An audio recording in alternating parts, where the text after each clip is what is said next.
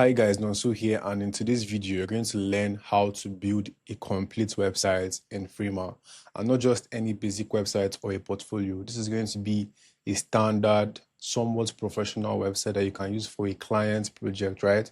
So without further ado, let's get right into it. So as you can see, this is the preview of what we're going to be working on in Frima, and it's not fancy, but like it's just there. So as you can see, there's a nav, and then there are like nav links.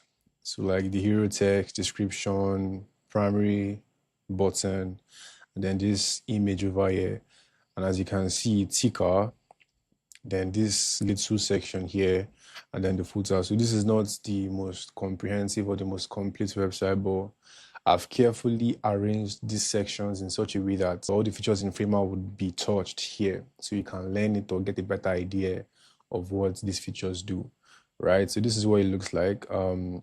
If you want to follow along, the link to this file will be down in the description, and the link to the main file, because this is just some sections of the main thing, right? The link to the main file would also be in the description, and these things are absolutely free. So if you want it, do well to get it down in the description. Now let's go to our file and let's start work immediately. So you might be familiar with this interface already, and I would not want to go deep into this. So I'll just quickly go ahead and start building right away. Now, the first thing we want to work on, let's go back to the reference, which is this. We want to work on the sections first, then we can now work on the navigation, which is the top nav, and then the bottom nav. This is actually going to be a long video, so brace yourself for this, right? Now let's go back to the file we're working on. So this is the breakpoint. This is what you're going to see if you want to start a new project, blank as new, right? So what I like to do is, this is a personal choice. If you want to do this, you can, but you can start differently, because I like to design outside the canvas, outside the breakpoint. Then I move the section inside the breakpoint, but you can design inside here if you can, right? Doesn't matter. It's just a personal preference. So I'll draw the hero section, something like this. So this is just a normal frame, but for responsiveness, I want to turn this into a layout. So a stack, basically. Now this is now a stack and is responsive. Now if you come back here, you'd see the hero text and then the hero description. Also in this video, you'll learn how to create styles, right? Text styles, color styles, all the kinds of styles. You'll learn that in this video, right? So yeah, let's do that. So I'll quickly just copy this text here, and I'll come back here. I'll grab my text tool on the top here. I'll click and then just paste. I can drag this inside here like this and sort of increase the size. So by default, Framer has made this into heading 1 for me, right? But I want to show you the process of turning a text into a style. So I'll delete this.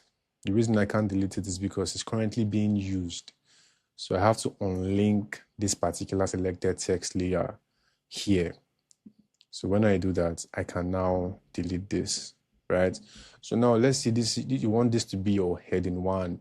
Let's modify this more.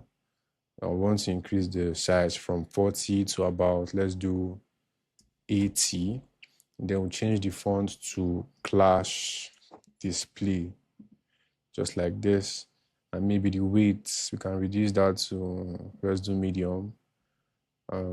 We can change this later. That's why styles are important. So if you create styles and you use this particular, maybe heading 1 style across 10 different pages, and you want to change the size of heading 1, you don't have to go to the 10 pages and change it one by one. All you have to do is just change the original style, and every other instance where the heading 1 was used across the whole site will change accordingly. So yeah, this is the final draft. This is the final text size. We can still change this, but this is just for example. So let's align this center like this, so that it looks like what we have in the file. And then we'll click on styles over here, and then we'll click on new styles. And as you can see, we can select any heading, but this is the hero text. So we have to make this heading 1 because it's the text in the hero section, right?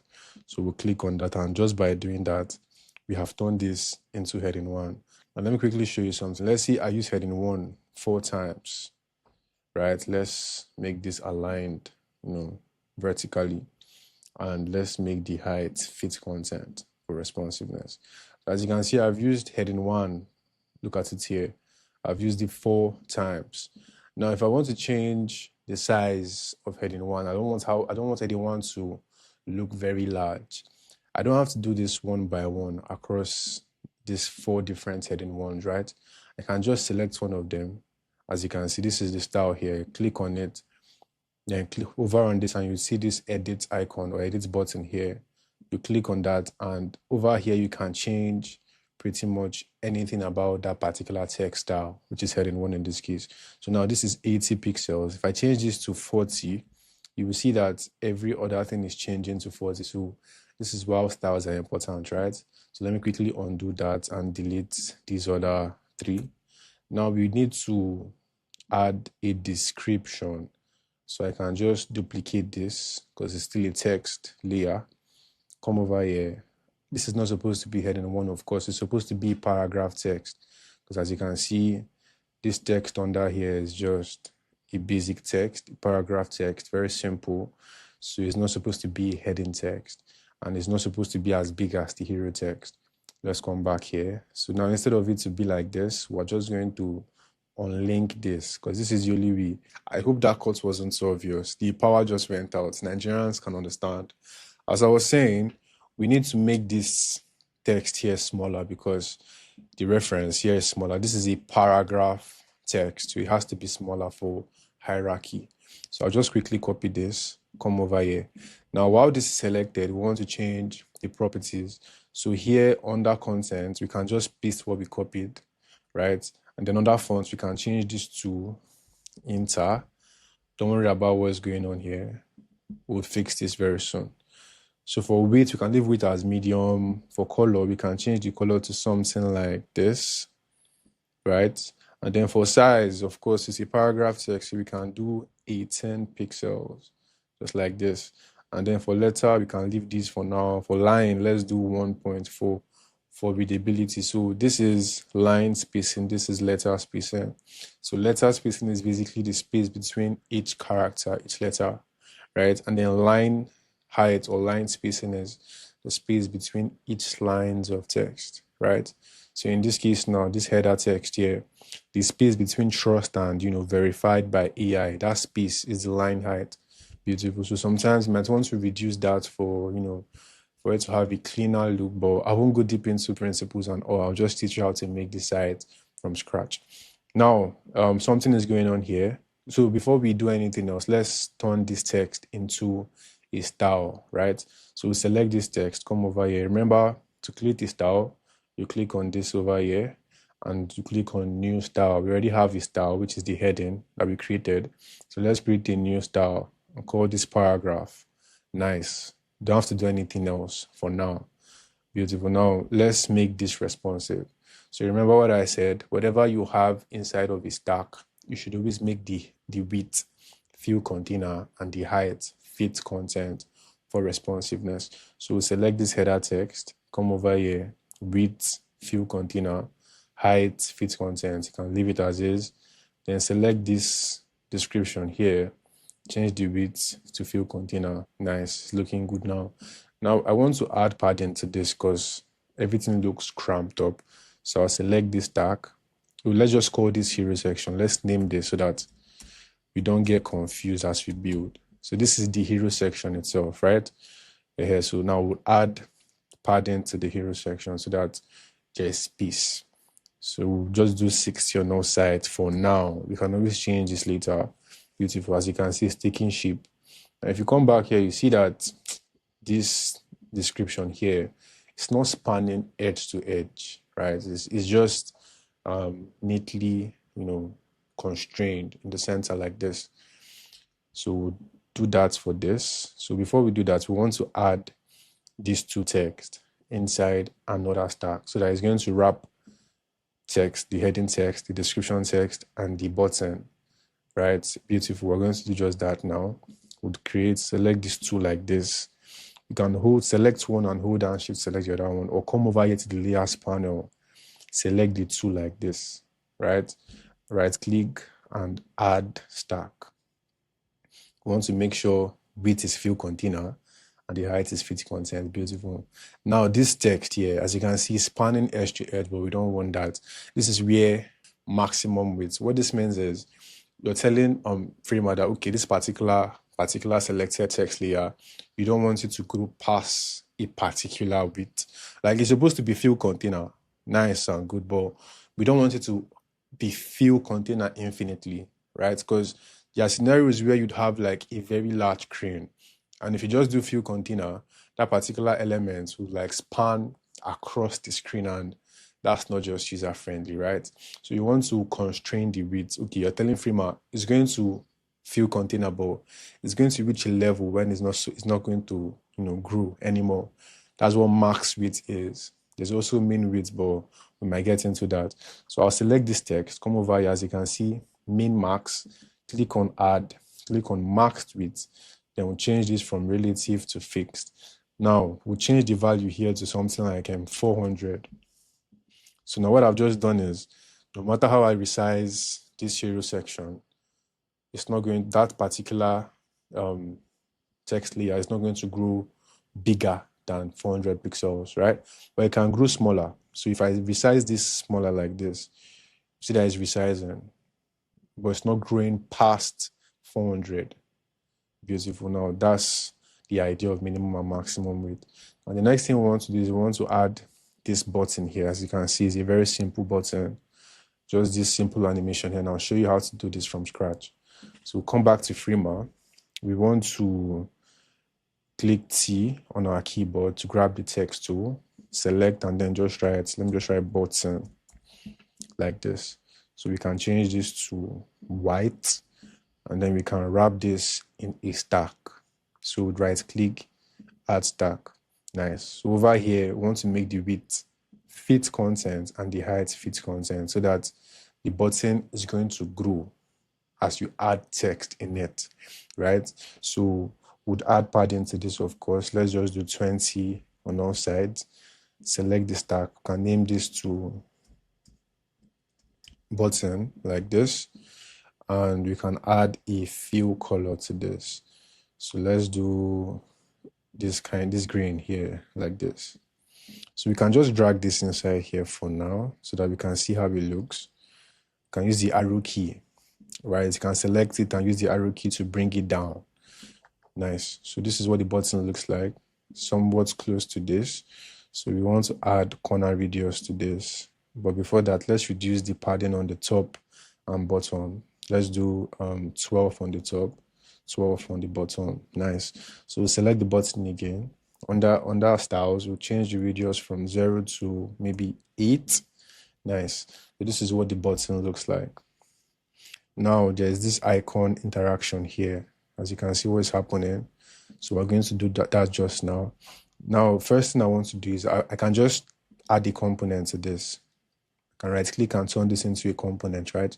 So I'll create the component so that we can edit the button properly, right? So this is the component. Now, this is the interface for the components. This is how you know that, okay, this is the page you're on. You're in the components page. If you want to go back to the home page, you click on the home page. If you want to go back to the components page, you double click on it and you're here. Nice. Now I want to add an icon. So I'll click on insert, hover on icons. Let's use phosphor. We'll click it and drag it inside here like this. Let's change this to light mode so we can see what's going on. Now we want to change the icon over here to arrow.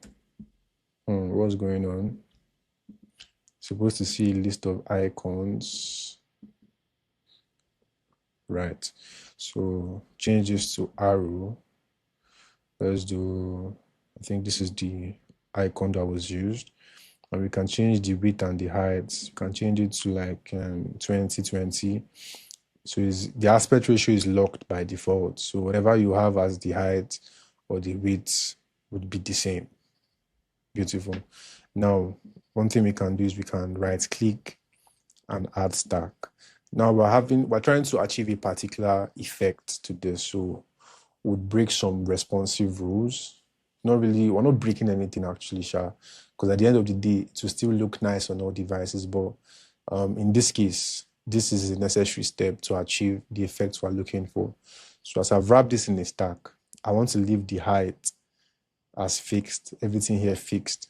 Just the same properties with the icon itself.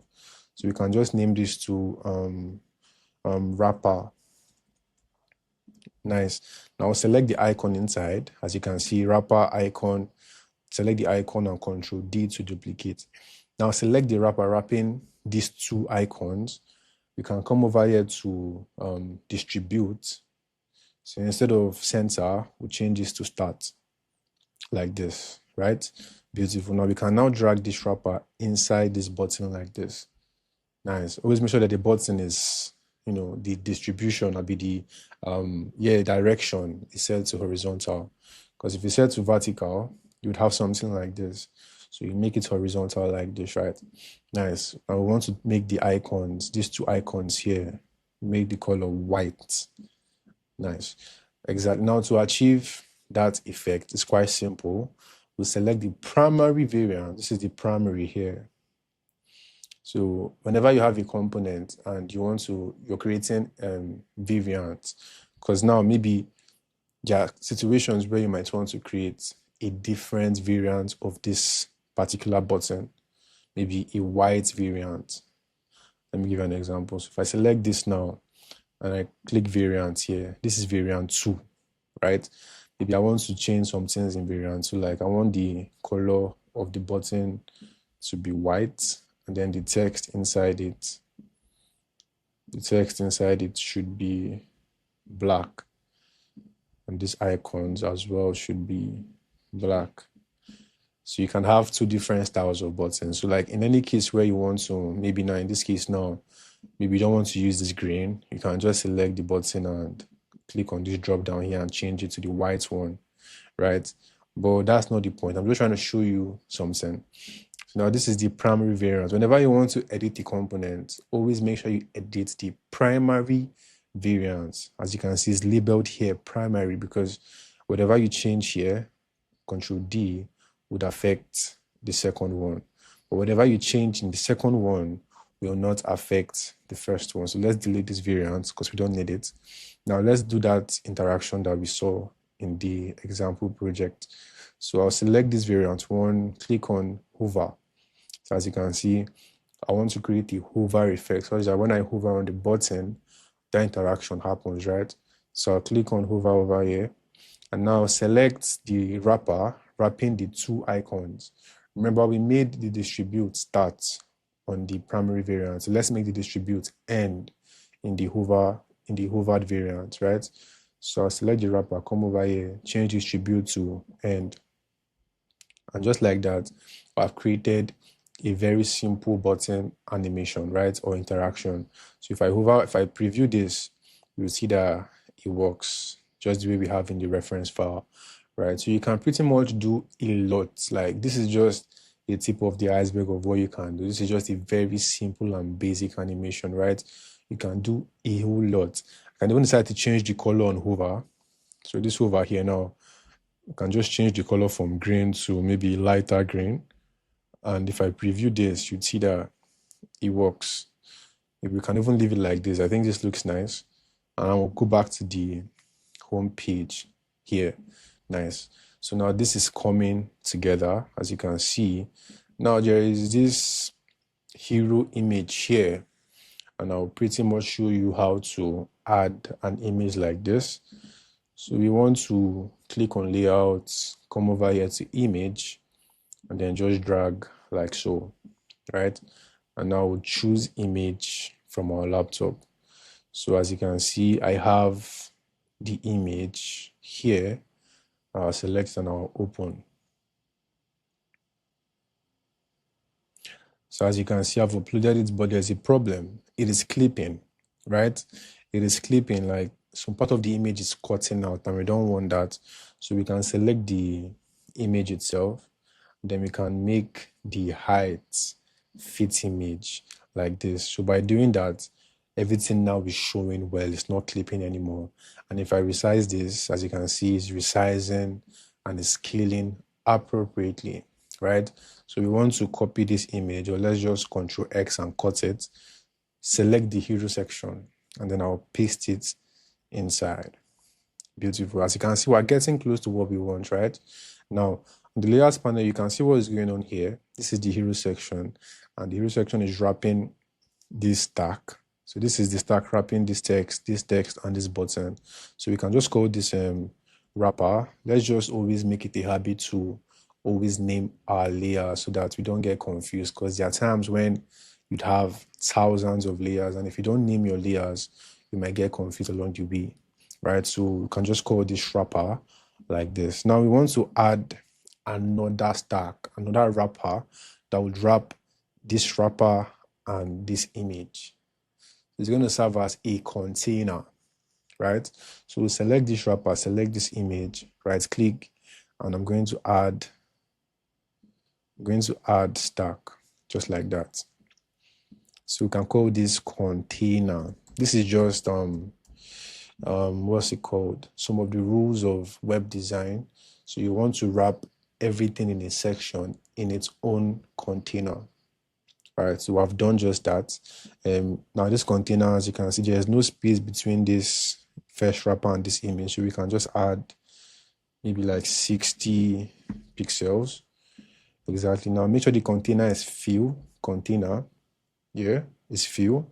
And now this image, make sure it is fill. Nice. As you can see, it's clipping again, so we can just change this to fit image.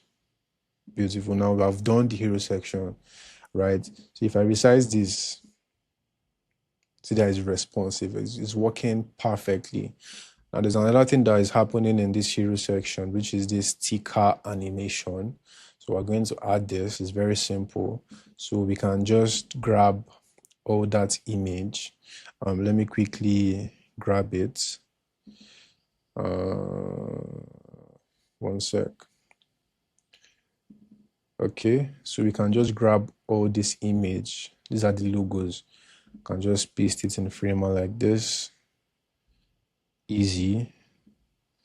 Let's wrap this inside the stack so that we can arrange it properly. Align it horizontally, of course, because we don't want it to be aligned vertically. Now these logos are too big, so I would select everything inside. As you can see, this is the stack wrapping all the logos. So I'll select all the logos inside the stack. The height, can just reduce this guy. Because the aspect ratio is locked, it's going to reduce and scale accordingly. If I had unlocked this now, you'd be seeing some weird skewing. Like the image will start to look weird. So we have to lock the aspect ratio so that when we reduce the height or the width, everything is reducing accordingly. Beautiful. So we can just reduce this to like 50. Beautiful. Now let's add some padding, some gap to the logos. So do like 24, or let's do like 60. So everything looks well spaced out. Nice. So we want to copy this stack and we'll paste it inside that container that is supposed to wrap everything in a section.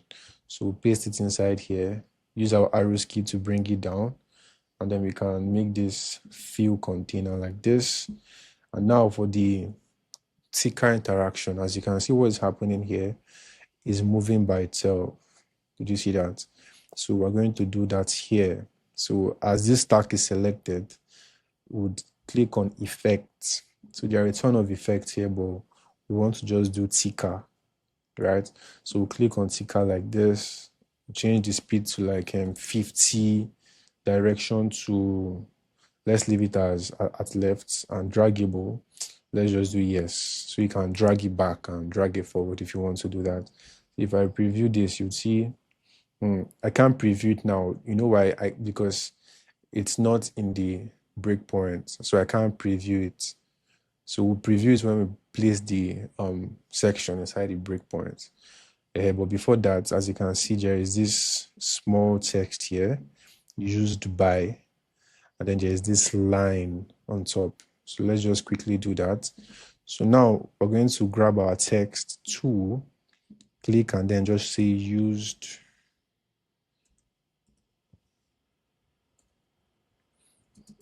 by. Then we can just copy this, put it here, right? But now there's too much space between the used by and the ticker. So we'll select the ticker and we'll select the used by together. We'll right click and we'll add stack to that so that we can have a lesser spacing between the two. Nice. So we'll make sure everything is fits perfect.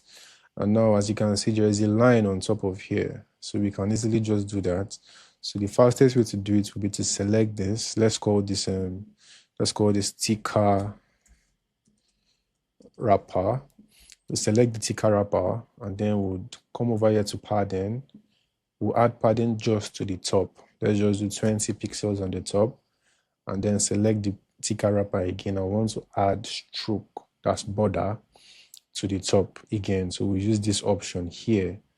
We'll make all of these other 3 0. We'll leave the T for top as 1. Then we'll change the color to something light like this. Nice. So as you can see, we have done the hero section as it should be. One more thing, there is this green yellowish gradient behind the container. I'm just going to quickly do that. So we can use a frame or we can use a rectangle. Well, let's just use a frame. So select F on our keyboard, draw a frame like this, maybe a square. Let's reduce this a bit. And then we'll make the corner radius like 2000. So that's perfectly rounded. Now we want to add a gradient to this. So we'll select fill and select gradient like this. We'll give this maybe yellow and we'll give this green, yellow and green like this. Now this is too sharp. We want it to have blur and we want the opacity to be reduced. So we'll select this element. We'll come over here to opacity. We can make this 0.3. In some cases, Framer used to use points values. So in this case now, 0.3 is 30%, and then 1 is 100%. So in some cases, don't let this confuse you. Here, so 0.3, 30%. We'll leave it as this and select the element again. We want to add blur to it so that it looks like this. As you can see, this one is just looking very smooth and embedded as if it's part of the background. So we can do that by adding blur. So while this is selected, we'll click on this plus here, hover on filters, click on blur. Now you want to add a high blur value, but this is not very advisable because as you can see over here, large blur values can impact performance. But this tutorial, I just want to show you how to achieve certain things. Now we'll grab this and then we'll just put it inside the hero section, not in the container. So if you look at what is going on here in the layers panel, this is the hero section. Now this is the container wrapping everything here. This text, this image, this sticker. If I close it now, you see that it's just 2 elements I have here now. So this and this. Now as you can see now, this element is taking up space in the hero section. That's why every other thing has been pushed down. So now this is relative by default. So this is where absolute comes in. So I'll just briefly go through what positioning is and when and where to use certain kinds of positioning, right? So now in this case now, we don't need it to be relative because if you look at here, the position type relative, because what this is just doing is it's taking up space in the hero section. We don't want that. We want this to be absolutely positioned in the hero section. Like it should not take up any space, right? So we'll change from relative to absolute. So as you can see, it's now like on its own. It's now a free, element. Remember what I said about stacks? Stacks arranges things for you. But in this case, because of absolute positioning, you can now position anything in a stack anywhere you want, right? So now in this case, we have done just that, but there's a problem. As you can see, the element is on top. So as you can see, there is this greenish stuff on the dashboard, but we don't want that. We want this element to be behind the container wrapping all of this content, right? So we'll select it, come over here to styles under Z index. We want to make that 0, right? And just to make things super positioned and well arranged, we can just go a step further, select the container, and then we'll come over here to styles, click on Z index, and we'll change that to 1. So what this means is Z index is just how things are positioned on top of each other, right? So in this case now, the container is on top, like it is on top the elements, the gradient elements, right? So that's what we want to do. Let's just select the element again. Let's align that to the center. Let's just use this. This property is only available because of this positioning property, right? You can set the alignment here because of the element is set to absolute. Exactly, because if I select this container here, as you can see, I can't select any of these because the arrangement is already done by the stack, by the layout. Now, because I've added absolute position to this, I can now use this property to arrange it manually. Nice. So that's pretty much it. Let's add the corner radius to this image. So we'll just do like 20. Nice. Now this is pretty much it. Now we can just go ahead and carry this guy inside the hero section. Nice. It's not inside it yet, but let's just make sure we do it properly from the layers panel. So we want to take this hero section inside this desktop. We'll click and drag it inside here like this. It's as simple as that. Now something wrong is happening. The desktop, as you can see, is still a frame for some reason. So in any case that this happens, you want to change this into a stack. It's supposed to be a stack, right? So while the desktop is selected, we'll come over here and click on layout to make it a stack. It's as simple as that. So we'll select the hero section, we'll make the width. Remember, now I've put it in a new parent, like in a new stack. So I'll make the width fill container. So now the desktop itself, the desktop breakpoint, we can make the height fit content so that when we add more sections, it's just going to keep increasing in height, but then the width should stay as is, which is 1200 pixels. So if I preview this, you'd see that everything works just fine. Look at this interaction here. It works just fine, right? So we can proceed to the next section. So if I come back here, you would see that this is the next section. As you can see, there is a small tag here, why choose us, and then there is this heading 2, and then there are like these little cards, very basic cards, nothing is going on here, and then this button again. So that we can go back here. We can always design outside or design inside, whatever we choose. So I'll click on frame, I'll drag again. So I can easily just copy this guy, paste it here, and make the necessary adjustments, but I don't want to stress your brain. I don't want to confuse you. So I'll do it from scratch. So while this frame is selected, we want to turn this into a layout, right? Beautiful. So we'll click on this text. We'll come over here. Let's come back here and see what was said here. So we can copy this, why choose us, come here, and then we'll paste. Let's delete the extra. So this is what it's supposed to look like. So now we'll unlink this because we want to make a new style, which is heading 2. But in some cases, if you just type like that, it might not be attached to any style. So you would see the proper properties here. So for heading 2, of course, we can make it smaller. Let's do 64 for heading 2. And let's just leave it as is, right? So drag it inside here. So we'll duplicate this. We don't want, let's change the direction of the stack to, vertical. Nice. So as you can see, there are 2 different fonts here. This is why choose Vouch. Why Vouch is the best tool for you. This is the section header, and then this is the section tag. So I would copy this, and I'll select this one. This is this is a normal text. So we want to change this to heading 2. We didn't turn this into a style. I forgot to do that. So I've done all the changes here. So we can just click on styles here, select new styles. We'll turn this to heading 2. Nice. So for some reason, I don't know why the extra space is adding up, but we've turned this to a heading 2 text. This is a heading 2 style now. So we can now paste. I don't know why this is copying extra chunks of text. Well, to avoid that, you can always just select the text, come under content, and just paste like this. It's as simple as that. Now this is supposed to be the tag. Why choose us? Let me quickly check the fonts that was used here.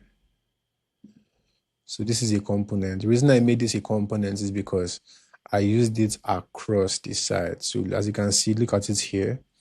I used this here as well. It's here as well. So that when I want to change how it looks, maybe I don't like the font, I want to change the font, I don't have to do it here, here, and here again. I can always do it once and it's going to change across everything. So I'll select this.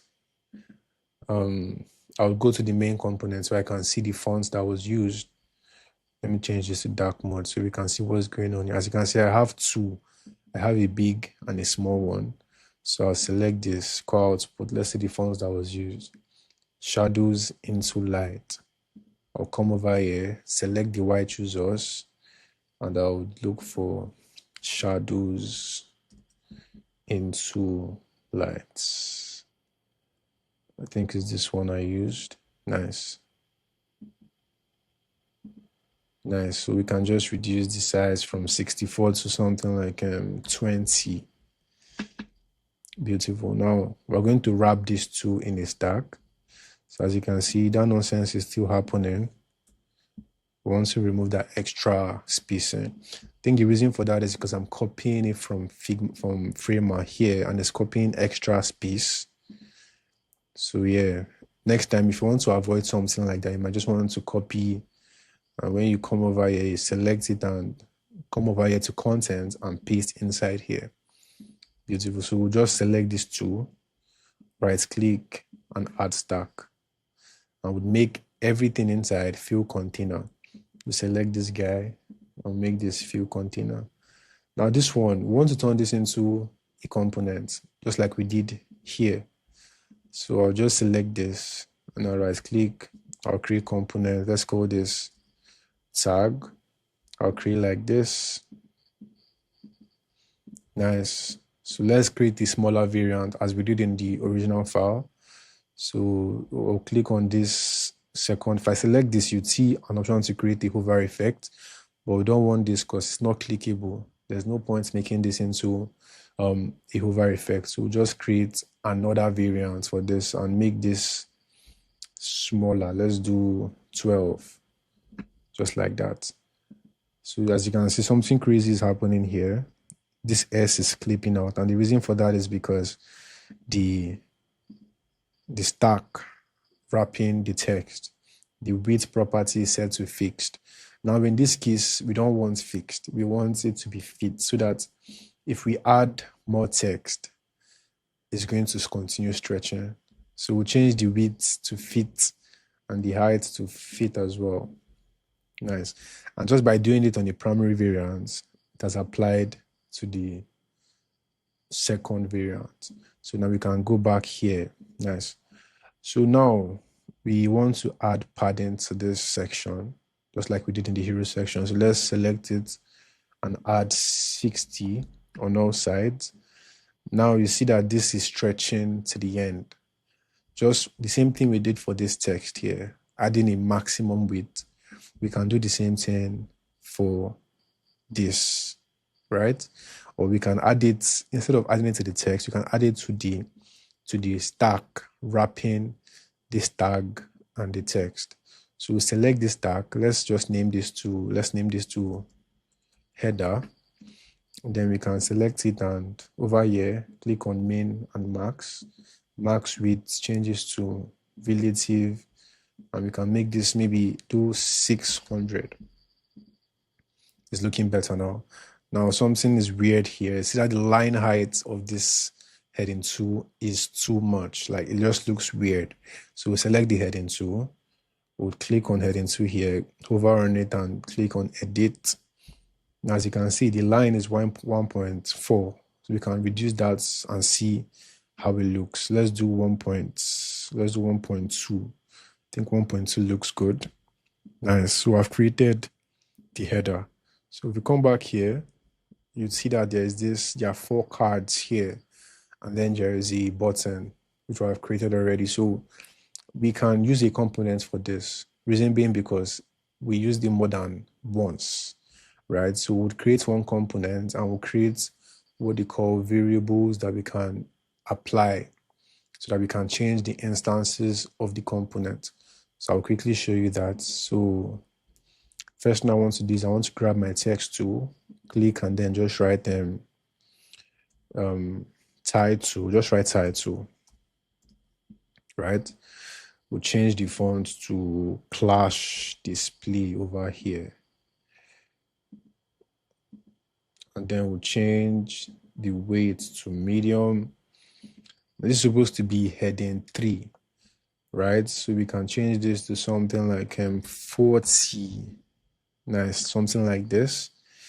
I think that is pretty much it. Let's reduce the line height to 1.2 and let's make a style. So we'll click on select here, new style. We'll make this heading 3. So as you can see, we're already creating our styles as we build, right? So you can always create your styles before you even start building. So there are different ways to go about this. I like to do mine as I build so I can visualize it in real time. But you can always use plugins to create your styles and your color styles and all of that stuff, right? So we can make this heading 3, and then we'll grab our text tool. We'll click and call this description, like so. So while this is selected, we want to apply the paragraph because I've created a style before for paragraph, for body. So we'll apply this. It's as simple as that. So now I've applied it. So we can just select everything, right click and add stack, like so. So yeah, we can make everything inside fill container just like that. Then we can add padding to this. So let's do 30. Don't worry, it looks weird. So 30. So while this is selected, make the height fit content so that it looks neatly arranged, right? So the text, the title, as you can see, is aligned to the left. So we'll select the title, align it to the center like so. Now there's one more thing, the icon on the top. So we can do that. But before that, let's add a fill, a light background to this. So just give it something like so. And we can add corner radius, 20 or 18 on all sides. So let's come over here to insert on icons. Let's grab phosphor like so. We want to make this green. Now I've not been creating color styles because this is a tutorial and I'm just building it as raw as I can so you can get a proper flow of how these things are built, right? But I'll make a styles here. I'll make a color style here. So because this is green now, we can call this the primary color because it's like green and is used like almost everywhere in the site. As you can see, this button is green. The icons here are green. So we can just call this, you can just do new style here. So we'll select the green color we want. Click on new style. We can just call this green primary, like so. Then click on create. Now you have created your first color style. Nice. So let's select this. Let me create another style so I can show you how to create styles very effortlessly. So I'll select this stack wrapping of everything here. You can call this card. So while this is selected, come over here to fill, click and we can change this to maybe something like this. I think this is good. And then we'll do new style. Then we'll call this gray. Always make sure you have a good naming convention for your color style, so that you don't get it mixed up as you apply these styles in a very large site. So you can call this gray BG, gray background. Click on create. Nice, so that everything is clean. Now I want to turn this into a component like I said, so I'll right click and I'll create components like this. So now I'm in the main components. We can just go ahead and do some other edits. I want this icon to be big, so I'll select it and come over. Let's do 40. Nice, it's big and all. And I want the space to be different. Like I want it to have more space. Like it should be separated from the text. So the way I can do that is I can wrap this text, this title and this description. Right click on add stack, make sure it's fill container and fits perfect. Then I'll select the overall stack, wrapping everything. So we can just call this text. Select the overall stack, change the gap value to let's do 32. Nice. So now these two have 10 gap. Then these two now, that is icon and this stack, have 32 gap. Now I want to add variables. I'll show you why in a bit. So if I go back to the home page now, this what you're looking at here is what they call the instance, right? So this is just children. Let's call it that. Let's call it children of the main component, which is this. Double click and you see the main component. This is a children. Now I can't do anything. I can't change anything here because there are no variables applied to this, right? So in this case, I have 4 cards. Let me quickly design this and I'll show you an example of what I mean. So I'll Control D 4 times. I'll select everything like this and I'll add stack. And I would make everything inside this added stack fill container. Nice.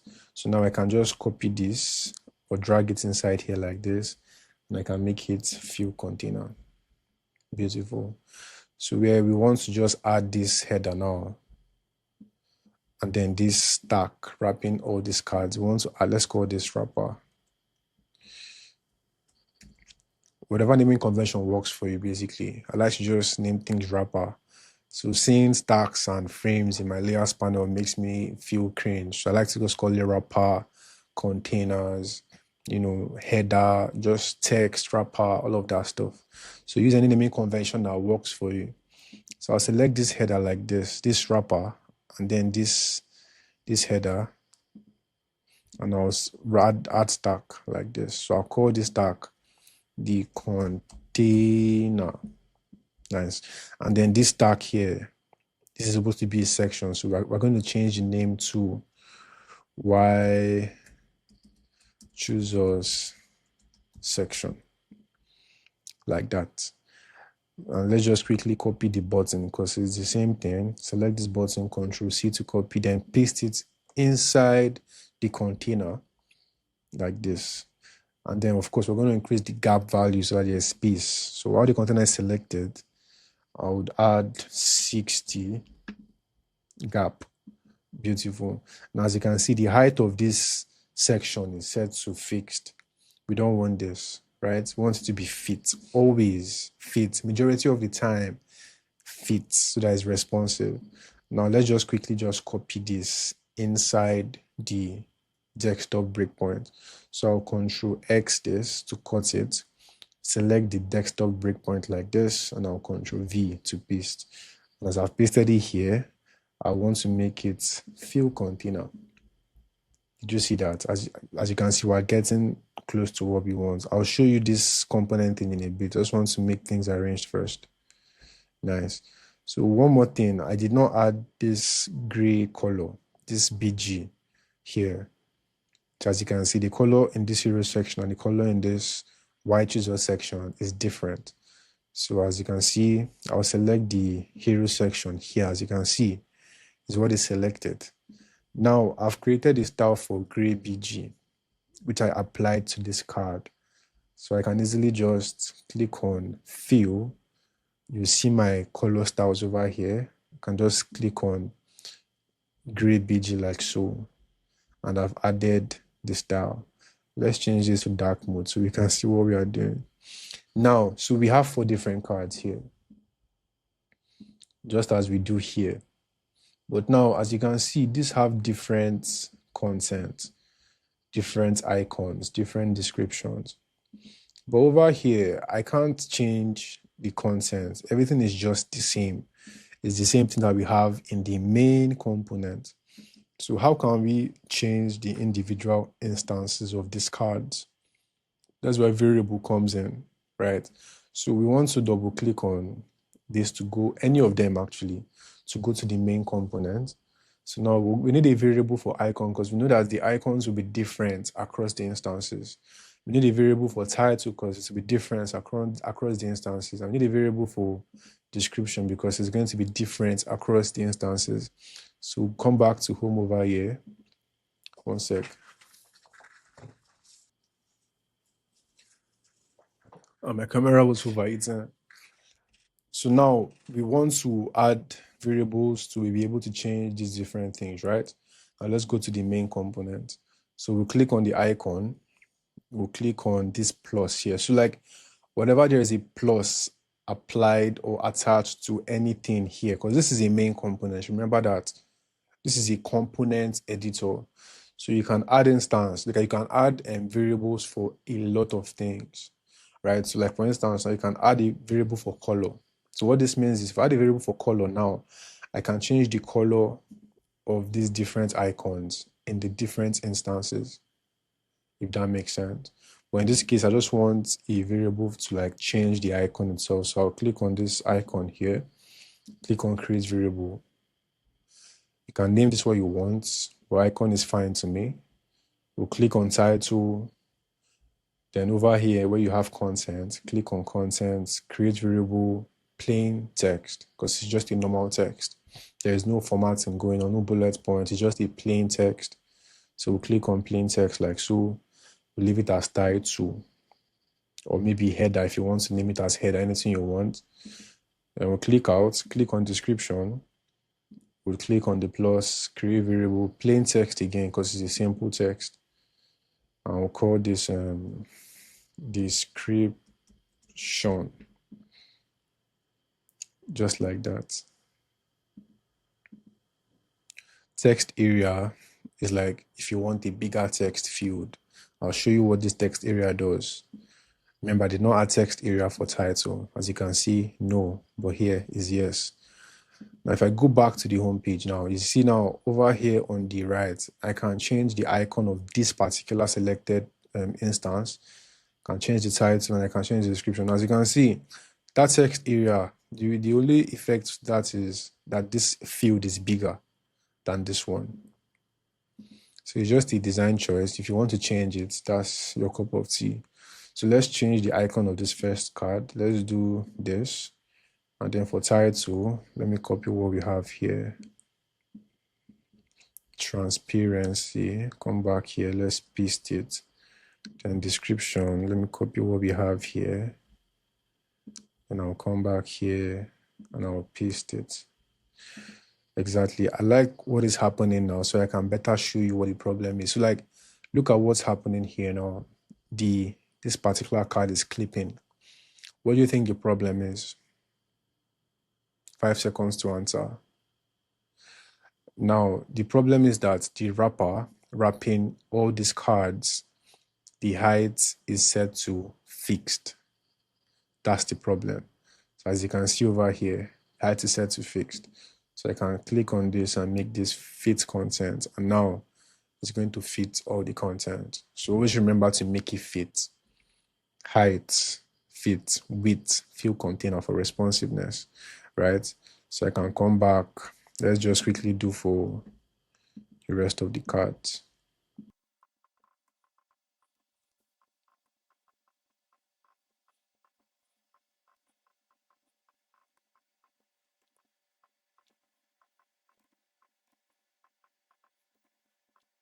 Before I continue this video, I'd like to humbly ask those of you watching me right now to like the video, comment, and also subscribe if you have not subscribed. Share too. please, because these videos take a lot of time to make, and it is your likes and your comments that keep me going and the channel going. So do well to like and share and subscribe if you have not already. Let's get right back into the tutorial. Now this looks crazy and it's weird, but don't worry, nothing is happening here. We'll definitely get back to this in this tutorial. I'll show you how to make things cleaner and with just one clicks. That's the beauty of styles, beauty of components, beauty of making things reusable, right? But before that, let's just quickly take a look at what's going on here. Now that is pretty much it for the two sections. We'll get back to the proper adjustment in a bit. Now we want to look at this nav. So as you can see, if I make this into mobile, it changes. And I can just do this to open up the nav and close it. So let's quickly work on this nav. It's not complicated. Don't worry, I'll show you how to do it just now. We want to hit F on our keyboard. So we can just quickly just draw, like make the nav in the normal page, then turn it into a component and properly refine it, right? So just add this nav, turn this into a layout. See, right now, this is a stack, but you can't make it fit content because there is no content inside. So people might get confused when they're not able to make the height of a stack fit content. So it's until you have something inside the stack, you cannot make it fit content. Do you understand? Because there is no content for it to fit. Nice.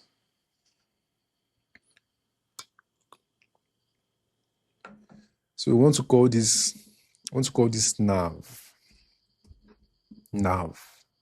right? Let's remove this field from here. And then we'll draw another frame inside here, like so. We'll give this a green color. Now let's use this style because we've made style for green. We can turn this to green from here. Do you understand? Or we can just, let's unlink this. Let me give this a new color. Let me eyedrop this. So to eyedrop a particular color, do you know what eyedrop? Eyedrop is basically, maybe you want to select a particular color, like you want to sample it. Let me use that word. You click on this icon here, and then just hover on the color you want to sample and click on it. So as you can see, this frame now is the same color with this color here. Nice.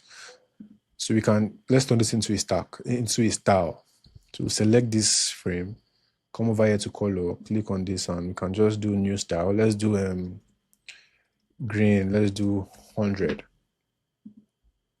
Nice. So now this is the nav. Now we can make the height fit content because there is a content inside the stack. So we select this nav, make the height fit content. Nice. And we can make this content inside. We can make a fill container or fill. Beautiful. So let's add padding, because if you look at this, you will see that the nav is like it's floating. It's as if it's not touching the top. It's just floating there. So we can add padding on all sides to the nav. So we can do, let's just do 20 for now. As you can see, the nav is floating now. Now I'll select the frame inside here, and I would make the frame into a layout, into a stack. So by doing that, it's now a stack. The height cannot be made fit because there is no content inside of it. Beautiful. Now we want to add in our logo, our links, and this button over here. So we can come back here. Let me just quickly grab the image tool here. Just drag like this. And then I will choose image. Let me do logo. So I have the logo already. I'll just upload it.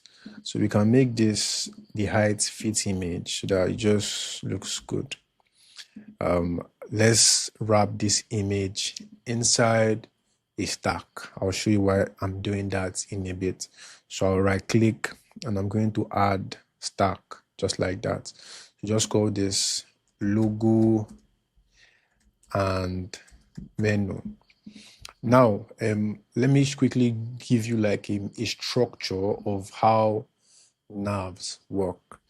So now if you look at this nav here, right, everything to make this nav into a mobile nav where you have that hamburger menu, and when you click it, it's going to come down. Everything is inside this nav you're looking at. It's just hidden. So that what we're doing basically here is we are going to hide every mobile element here. It's inside there, but like we just can't see it. But when we resize this to a phone breakpoint, as you can see, the links disappear sort of, and then this menu, this icon here appears out of nowhere because we've made it visible now that it's the mobile breakpoint, right? So everything is here. It's just realignment, hiding of things, and all of that stuff. So in this our example now, we want to build the nav where like would add everything that we need in the nav, every single thing that we need in the nav. And then when we create different variants for tablet or for phone, would hide some things and make some things visible, if that makes sense. So logo and menu, nice. So I want to grab inserts. I'll go to icons here and I'll do phosphor. We'll change the color from this to white. Let's add style for this again so that you can learn how to be using styles. So do new style, we'll call this white. We'll create style. As you can see, we have 4 different color styles here. Let's make the elements bigger. Let's do like 40.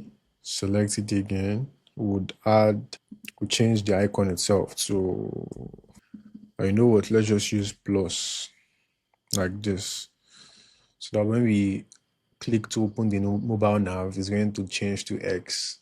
I can just show you how to play with interactions here. Nice. So we want to wrap this icon inside its own stack so that we can make it into a button, right? So I'll right click on the icon. I'm going to add stack, or I can use Shift and E. So I'll call this menu icon, like so. So now this stack wrapping this logo, we can just drag this menu icon inside here like so.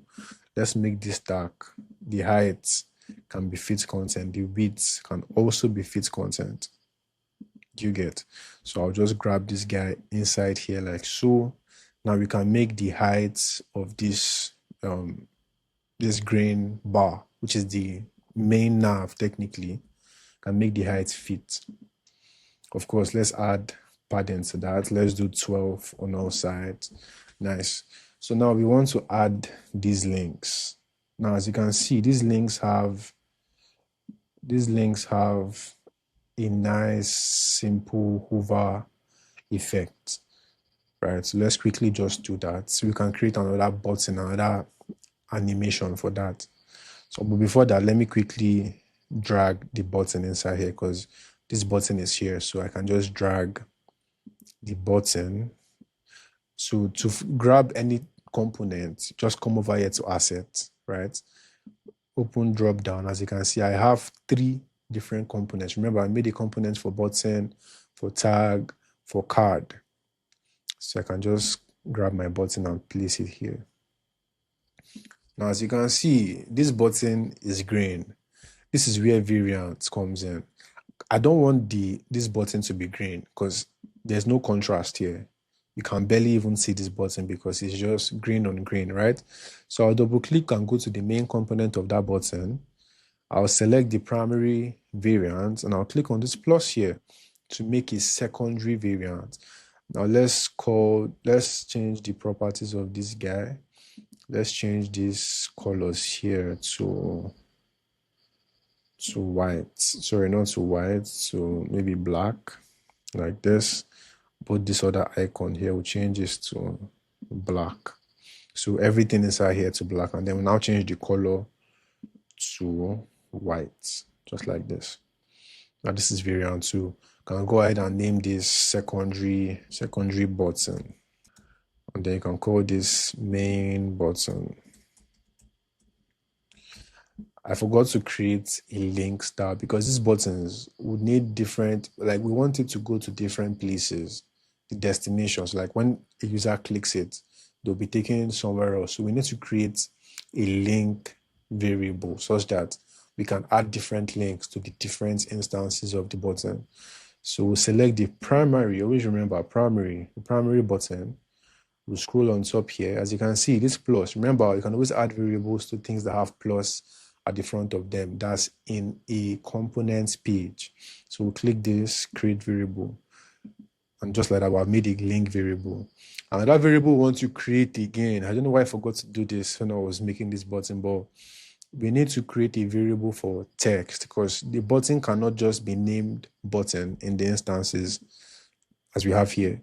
We need to be able to call this maybe get started or try for free or sign up. So we'll go back to the main components, click on this text here, click on this plus, and then we'll do create variable plain text. So this is the button. You can call this button title or button text, anyone you want to call it. Nice. So now I can change this. So while this is selected, I can just change this from main button to secondary. So now it's white, and I can change the text from button to maybe sign up, and I can change the link. I can just send this to anywhere I want. So I can paste maybe x.com Twitter, and that's pretty much it. Now don't worry, we're getting somewhere. Now I want to create these links here. So to do that, I will just quickly grab my text tool, let's do nav link. And then while this is selected, so why it's good to create styles. Now I don't have to overthink it. I can just click on styles here and click on body, right? There are instances where you might not want to apply styles to some text, but in this case, we need to apply style here. While this is selected, we want to do Shift A or right click to add stack, whatever you want to do. Make the height fit, make the width fit as well. And then we'll add maybe 12 or 10 on all sides. We can turn this into a component. So right click, create component like so. Let's call this link button. And then we'll click on create, just like that. Right, just like that. Now this button, let's make this white. So select color here. You can make this white like so. Let's add the radius to this. Let's do 4. Now I want to create the hover effect. So click this, come over here, click on hover, and would add a fill to this. Let's do white, but let's reduce the opacity to like 10. Nice. So when I preview this, see that it just works. It's as simple as that. Let me just quickly refine this a bit. So I want to add different values on the left and right. So I'll click on this guy here. Let's do 16 on the right and 16 on the left. Now it looks kind of better. Now you can also, before I proceed, you can add color styles to some text or to text. Let me not confuse you. Let me just quickly build this and we'll quickly go through over everything and maybe I can better explain some things. So let me come back home. Now I have 3 links here that are spaced and grouped together. So we want to add these 3 links inside a stack. So right click or just Control D, select everything, Shift A. So by pressing Shift A, automatically it has made it fit and fits, which is what we want. So we'll drag this inside here.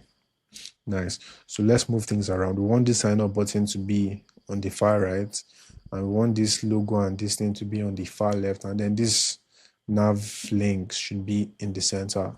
So we'll select this immediate parent that is wrapping all of this, and we can do this. You can make this space between. Let me quickly reduce this. This is too big. So we'll select this.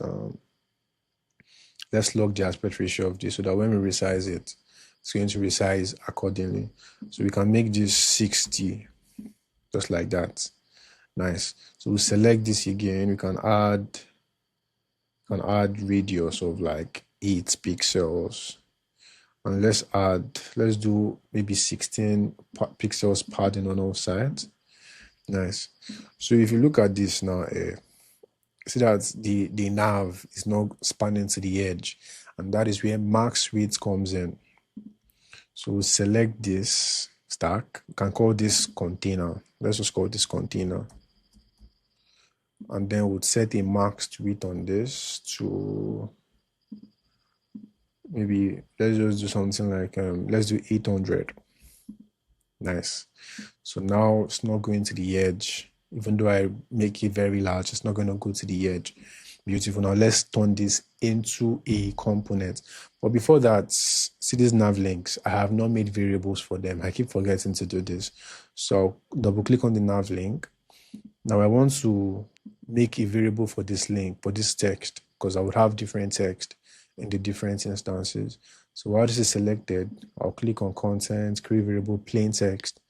Let's just call it, let's leave it as title. And then obviously link as well, because they will link to different things, different pages, the about page, the contact page. So I'll select it, come over here, link to, create variable. It's as simple as, and I have two variables here for title and for link, just the way we have in the button. So you can go crazy with this. You can create variables for everything and anything, but this is just the simplest way possible, right? Let's come back here. As you can see, we have about, blog, contact. So we'll just quickly do that. So about, blog,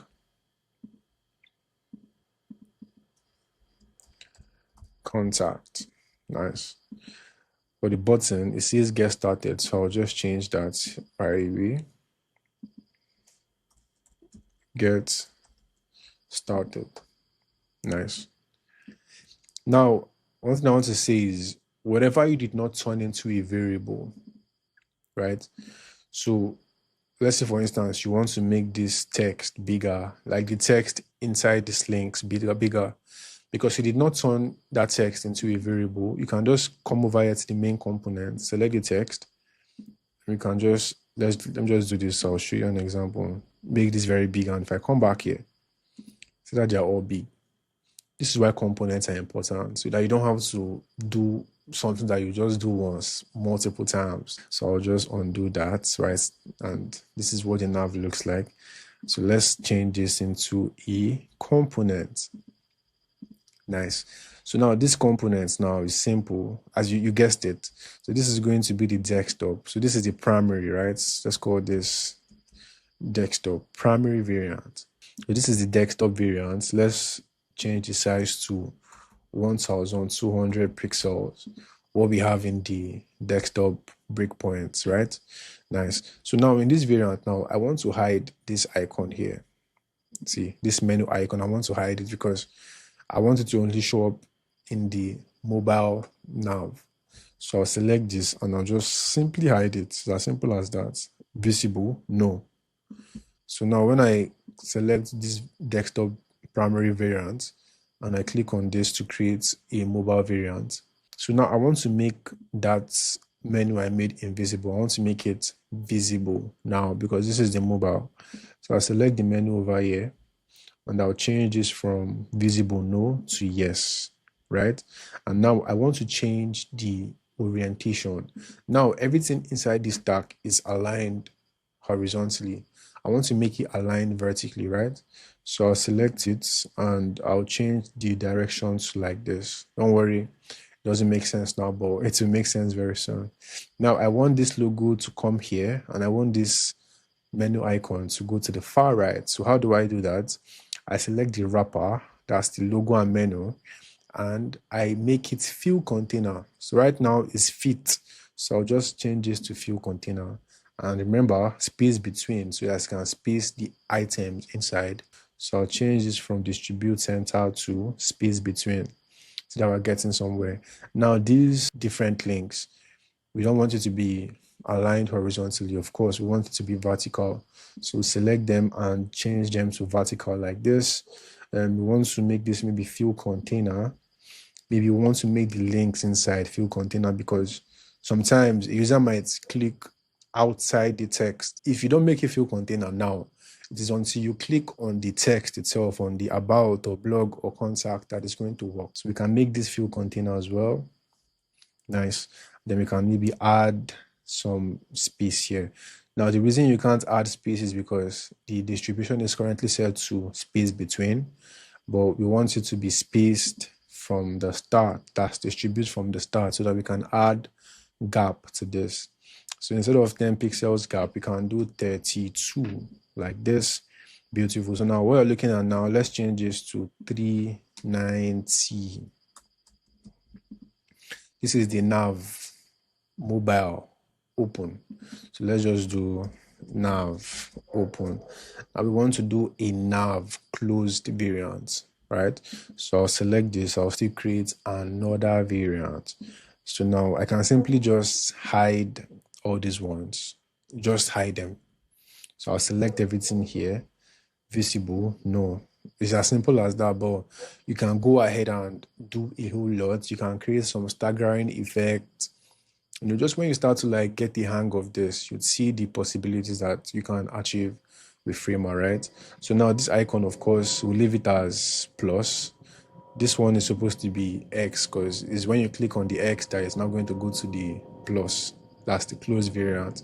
So select this icon. We can now rotate it. Let's click on transform, rotate, and rotate by 45 degrees like this. So now we'll select this menu icon, the stack wrapping the icon. Remember, we'll zoom in a bit. You see this lightning icon? If you use Figma, you know what this is. I'll just click and connect it to this. It's as simple as that. Leave everything here as is. You will select the second one, click on menu icon. You see this lightning. You just click and drag like this. It's as simple as that. So now when I preview, so as you can see, everything is working just fine. So navs are not that complicated. So this is the big nav. So this is desktop and tablet nav. And this right here is the, let's do nav close. Nice. Let's go back to the home. I will want to grab this and put it inside here. So as you can see now, is on its own. So this is the desktop. We have the nav, the hero section, and the watch user section. Do you get? So now this nav, let's make it field container. Now we want to apply a different kind of positioning to this nav, such that it stays fixed on top of the viewport, and when you scroll, it's just there. It's there. It's not moving from there. If you look at this reference, you see that this nav never moves. It's just there, fixed, and doesn't go anywhere. So we'll change the position, you guessed it, from relative. Because relative right now, if I preview this, you'll see that if I scroll, see that the nav is scrolling up as well. So we'll change the nav from relative, not to absolute, but to fixed. So now it is fixed to the top of the viewport. So we want to set some constraints over here. So as you can see, this arrow means there is no space between the nav and the top of the viewport. So we want to do 0 on the left as well, so that there will not be space on the left. And then we'll do 0 here, so that there won't be space on the right. It's as simple as that. Now we want to make the z-index of this nav the highest value possible, because we want the nav to be on top of every other thing on the page, so that when we're scrolling, every other thing is scrolling under the nav, right? So we select the nav, come over here to z-index. Instead of 1, let's just do something like 10, just so we are safe, right? Exactly. Now everything is going to scroll under the nav. Nice. Don't worry, we'll still refine things. If you're still here, you're making good progress. You're making good progress. Now let's do the nav, the footer. The footer is quite simple. It's very simple. Don't get confused. Just turn this into a component and you're good. So now let's add this text. Let me quickly copy this. I'll select text and I'll vouch EI. Now I don't know why this keeps happening, man. But yeah, change this to white, or let's do white because we have white here. Nice. So now let's draw his frame. Add this tag to this. We'll give this a different color, this green. And then we'll paste this guy inside here. I'm getting somewhere. You see that this particular text, you see that is like big and is scaling down. It's scaling down. So what's happening? So this is a property called fit. So we need to apply that to our own file. So make this, we'll remove any style applied to this because we don't need this. Now for size, instead of px, that's pixels, we change this to feet. Just as simple as that. Let's add 60 pixels padding on all sides. Nice. And now let's look at the next thing that we have to do. So now the next thing is we need to create this layout. As you can see, it's very simple horizontal layout. Nothing much is going on here. It's just 3 items stacked horizontally, and then these items inside here stacked vertically. Yes. So it's as simple as that. So these are the links. Remember, we created a nav link, so we can use the same thing. So let's come back here. We can just go here, copy this stack that is wrapping these 3 links. Let's name it links. I'll just copy the stack so that we don't waste so much time. Let's paste it inside here like this. Let's change this name to footer. Now select the links, or change the footer direction to vertical first of all. Now select the links and change it to horizontal and vertical like this, right? Vertical. So as you can see, this tag that we have here, that is a smaller tag, we have it on top and then the links underneath. So come back here, go to assets. This is the tag over here. We'll click on it. This is why it's good to always name your layers. If you didn't name those things, you'd see, you'd be confused. You start looking for it. But because I named it, it's easy to find. So bring the tag here, select it, change it to variant 2. Now, as you can see, variant 2, the color is black, and this is not good contrast against the background. So we'll double click it. Variant 1 can stay black, but variant 2, we want to make it white. So we can name this dark. We can name this white. So when I come back to the home, as you can see, because I've made it white, this guy is white now. So let's change the text. Now, again, another mistake. I can't change the text of this because I didn't make a variable for it when I was making the component. So I'll just double click, go to the primary variant, select the text, and I'll click on this content here, create variable plain text, title, leave it as is. Come back here. Now I can change the text. So call that product, and then you have resources again. So we'll do products like this. So we can just duplicate this. Don't worry, it will make sense very soon. I can call this resources. So we can select this wrapper, select this one, and we can add stack. Now we can align this stack horizontally, of course, just like what we have here. Nice. So now we have something else. We have this form, very simple form. Then this subscribe to our newsletter text. Nothing crazy is going on here. It's very simple. So we'll just come over here to insert, hover on forms, and then we'll just click on form builder. I can just drag it inside here like this, right? And then we'll just do the necessary styling to get it to what we have here. So here's just email field, and then this submit button, and then this subscribe to our newsletter. So I'll come over here, I'll delete this, don't need it. I'll delete this, we don't need it. So we need this email field. So I can change this to subscribe to our newsletter.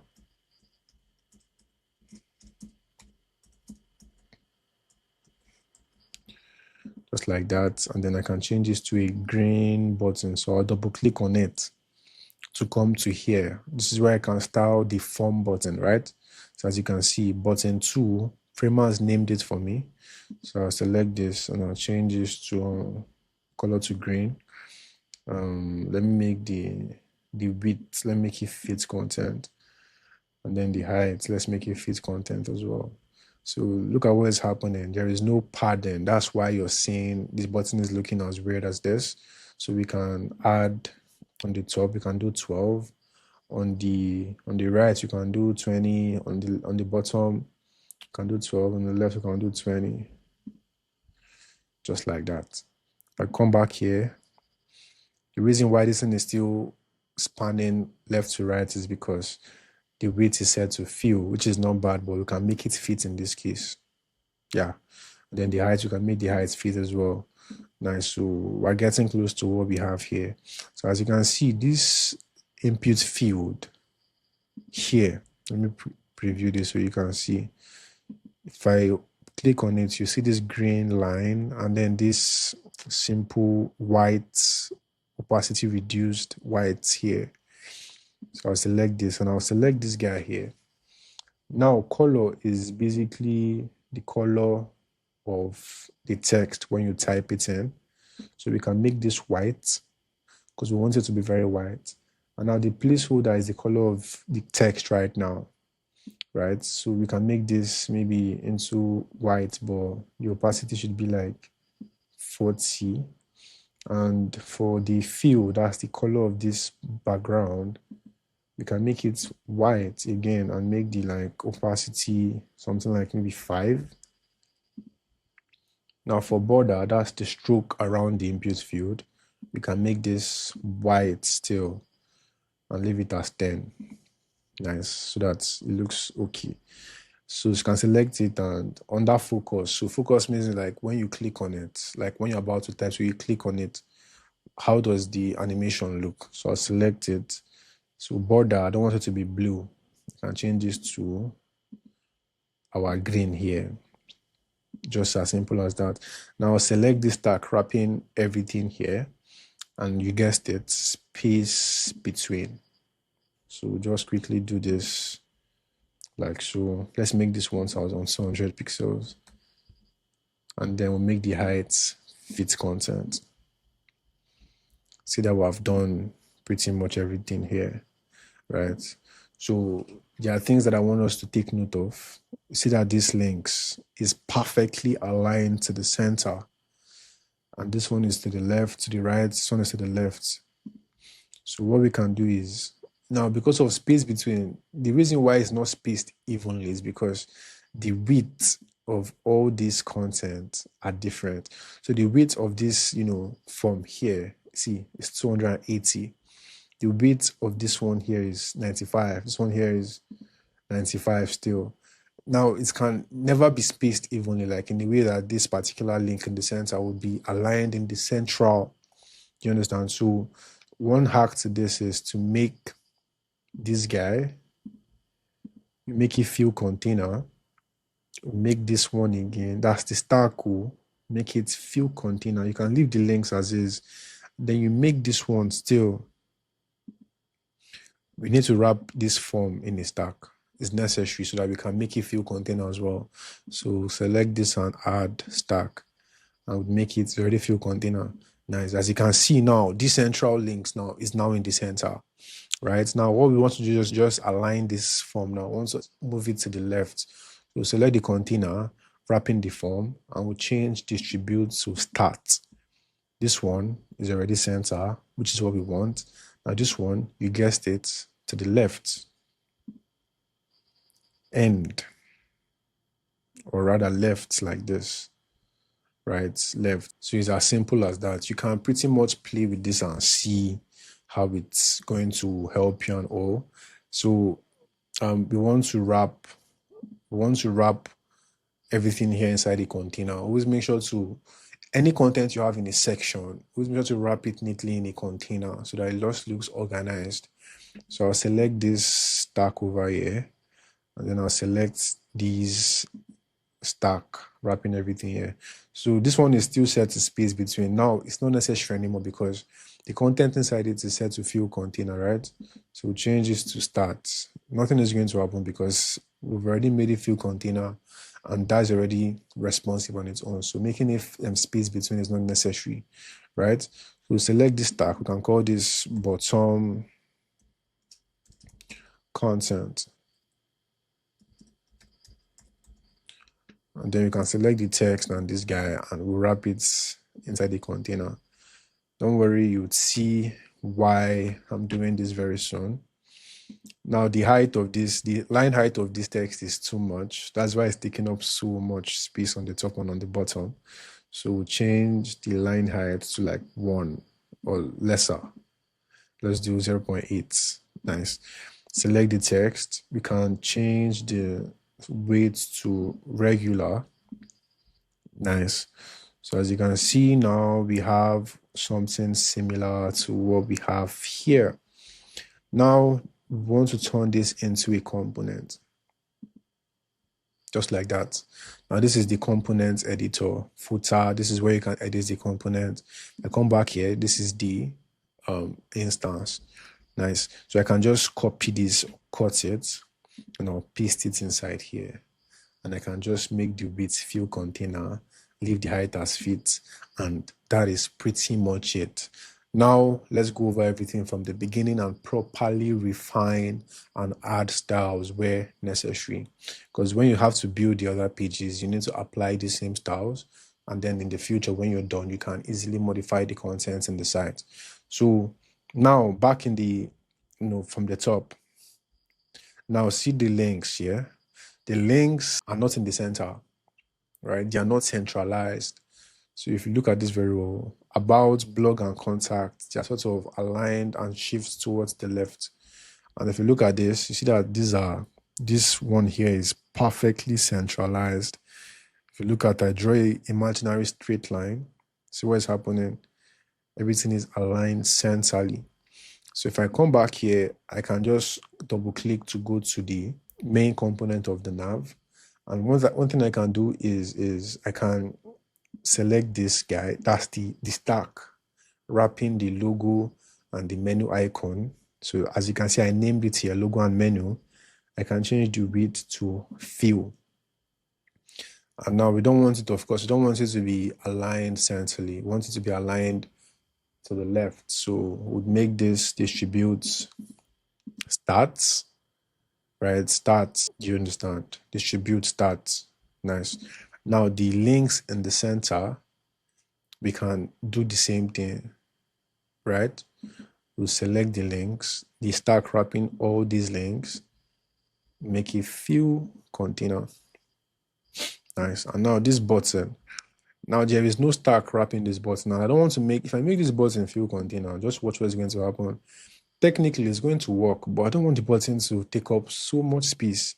I want the button to be fit content like this. But now I want something to push the links to the center. So now I would right click and I would just add stack to this. Now this stack is automatically filling space. So now as you can see, let's distribute this to the end. Now if you see what is happening here, the 3 different stacks are pushing themselves evenly. So now these links here have no options but to be at the center, because there's a stack pushing from the left, stack from the center, and then a stack from this. So everything now is taking up the same amount of space. So by default, what you have in the center would be centralized. So now we have done that. Let's quickly take a look at the changes that did to the different instances. So nothing crazy. We just need to align this to the center. And then we'll make it visible. No. Nice. Now we'll go back to the home page. Now there's what they call layout template. Nice. So take for instance, you want to create an about page. So I'll just click on this plus. I'll do new page. Now, as you can see, this is a blank page. And this is actually stressful because now, let me just do about quickly. Because now what I have to do now is I'll come back to the home page, click on the nav, copy the nav, come back here, click on it, paste it, do the same thing for the footer, and that can be stressful. When you start to build larger sites, you'll see how stressful this thing can be. So layout template is a very simple yet effective solution to this, right? So if I select this nav, I can easily just right click and do create layout template. So what this does is, because I know that I want this nav to be in all the pages of my site, I'll create a layout template for it such that if I create a new page, automatically the layout template is there, the nav is there, the footer is there. I don't have to add these things anymore, right? So I'll click on create layout template. I can call this nav. Then I'll click on create, right? Now, of course, I want the footer to be here as well. I'm sure that these footers and nav would be on every single page of my site. So I want it to be here as well. So I can just come back to home and then I would click on the footer. I'll right click and I can just do add to layout template. I've added it here and I don't want it to be on the top because if I go back home now, you see that the nav is now on the top, which is not what the footer rather. We don't want this. So we can come back to the layout templates by double clicking on the nav, right? Just double click, you come here. So I can select the footer, use my arrow key and bring it down. So now this placeholder you are seeing here is where all the sections will appear. But you don't have to put it here. This is just the layout template. I come back here now, you see that the nav has gone to where it's supposed to be. But now if I want to edit the nav or the header or the nav or the footer, I have to double click it. So I come to the layout template and then I can either double click on the nav to go to the main component or double click, come back here or double click on the footer to go to the main component. So it's as simple as that. Now let me show you something. If I go back to the about page, let me delete this. If I create an about page now, see that those things have already appeared by default. I didn't have to copy anything or paste anything. All I have to do now is just create a frame. Let's give this a green color and then just paste it inside here. Make this field container, just like that. So this is how the layout template works. So we need to create that. And now for the hero section, something strange is happening here. We need some space basically. So we'll select the hero section. Let's go back to the layers panel. Select the hero section. As you can see now, you can't see the nav or the footer anymore. And that's because it's in the layout template. So now everything is looking cleaner. Select the hero section. We don't want 60 on all sides anymore. We want maybe like 200 on the top, so that we can create that space between the hero content and the nav, right? Nice. If 200 is too much, let's just do maybe like 160. Okay, that's better. Now we want to add styles. So we want to create proper styling for these things, right? We'll select the hero text. Now let's edit this style properly. Select it like so, click on edit. Now over here, you can see that the color is black. So we can add something else. You can add a style to this, like this, right here. So we can come over here. You can add breakpoints. Now this is where I like Framer. This is where Framer comes in clutch, right? You can add breakpoints for text styles. So if I click on add breakpoints here, as you can see, large in this case is desktop. I can create a breakpoint like medium, that's tablet size for this particular heading one. So by default, Framer is going to just do it for me. And then for small, 51. Small in this case is for phone. So what's happening here basically is you're telling Framer, okay, you want this particular text to be in desktop, you want it to be 80. In tablet, you want it to be 64. In phone, you want it to be 51. Or in this case, I want it to be 48. Nice. So I'll select this, what's it called? I'll select this description and I'll select the body. I'll click on edit and color. Maybe I like this color, or I can just make it properly green. Maybe do something like so. And I can do new style. I can do green. 200, or let's just do green 80. So that's like the lesser the number, the lesser the thickness of the green, right? This is just a personal choice. Like I said, you can always do your research on color naming conventions and all of that stuff. Anyone that works for you, right? Now this button, I want to double click it. I want to make the color of this button, let's do this color here. And then let's do for the hover, let's make it this our primary green. So as you can see what I'm doing, I'm just trying to apply styles to everything necessary and keep everything very organized. Nice. So the space between these two is 60. Nice. I'm trying to make sure everything looks good. Now for used by, so I'll select this. I would apply this body style to it. I think I like that. So I'll select this one as well. I'll change the gap to like 60 here so that there's space. Nice. Maybe I can still reduce the size of this from 50 to 40. So I selected everything and I made it 40 so it can look better. Or you know what? Let me change this text to something smaller. So then unlink this and I'll do maybe like 14. Like so. Then I'll do new style. I'll do paragraph. So Framer will just do paragraph 2 for me. Nice. Maybe I want to add more space here so that it looks good. Just like that. Now the next thing I want to do is I would want to apply a color to this tag component. So I'll double click on this, select this. I don't want it to be black. I want it to be green 100.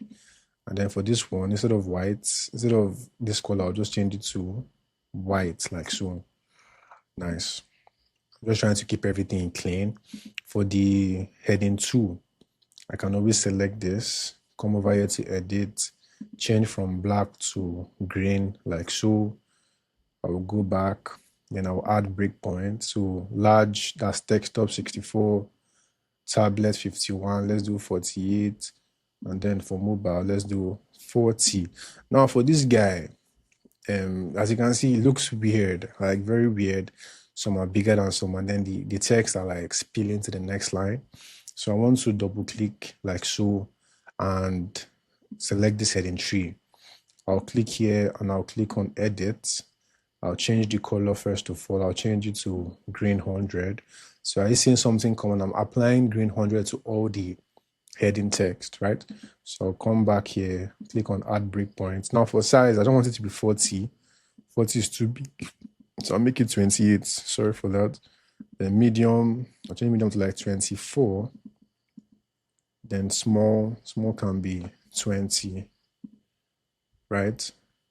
And then for this description, and remember I added the green 80 to that here. So as you can see, it's already applied. Nice. So as you can see now, this is looking quite better. Let's align this to the top. Nice. This is fair. This is actually better than it looks. This background color might be too light, so I can just change this gray background, can edit it and make it a little bit lighter. Come back to the home page. Nice. This is looking a little bit cleaner. This description I think is big, so I can just make this body 2. So by doing body 2, you see that it's going to apply to everything here. Now this looks way much better. So this is why components are important. I just had to do it once here and it applied to all the instances. So this is looking way much better. Now let's go to the footer. Remember, this is in a layout template now, so I can double click to go to the layout template and double click to come over here. So here, there's not much I can do here, but add breakpoint. So I'll select this breakpoint like so, click here like so.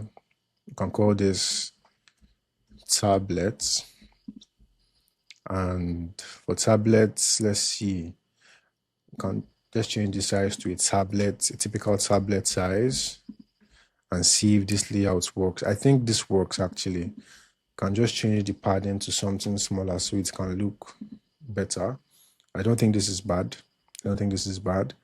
Select the tablet, do another variant and call this phone. right? So select the phone breakpoint, change this to 390, right? And then you guessed it, you just want to align like this. Now this looks really, really, really, really weird. So there's something that we can do. We can add a grid to this, right? Let me undo that. So now, as you can see, it's still aligned horizontally. But we can select this wrapper, wrapping the bottom content, these three things here, and we can do grid. So by default, Framer is going to do 2 column, which is what we want. Now we want this first one here, this stack wrapping the form. We want it to span. Remember, it's 2 columns. We want the first one, that's the stack wrapping the form. We want it to take the space of the 2 columns, right? So click on span, click on 2 like this. Now it has pushed the other 2 down.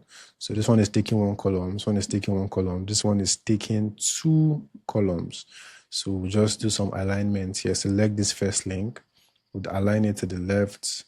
You can just, or align it to the center, whatever you want to do basically. Align this one to the center as well.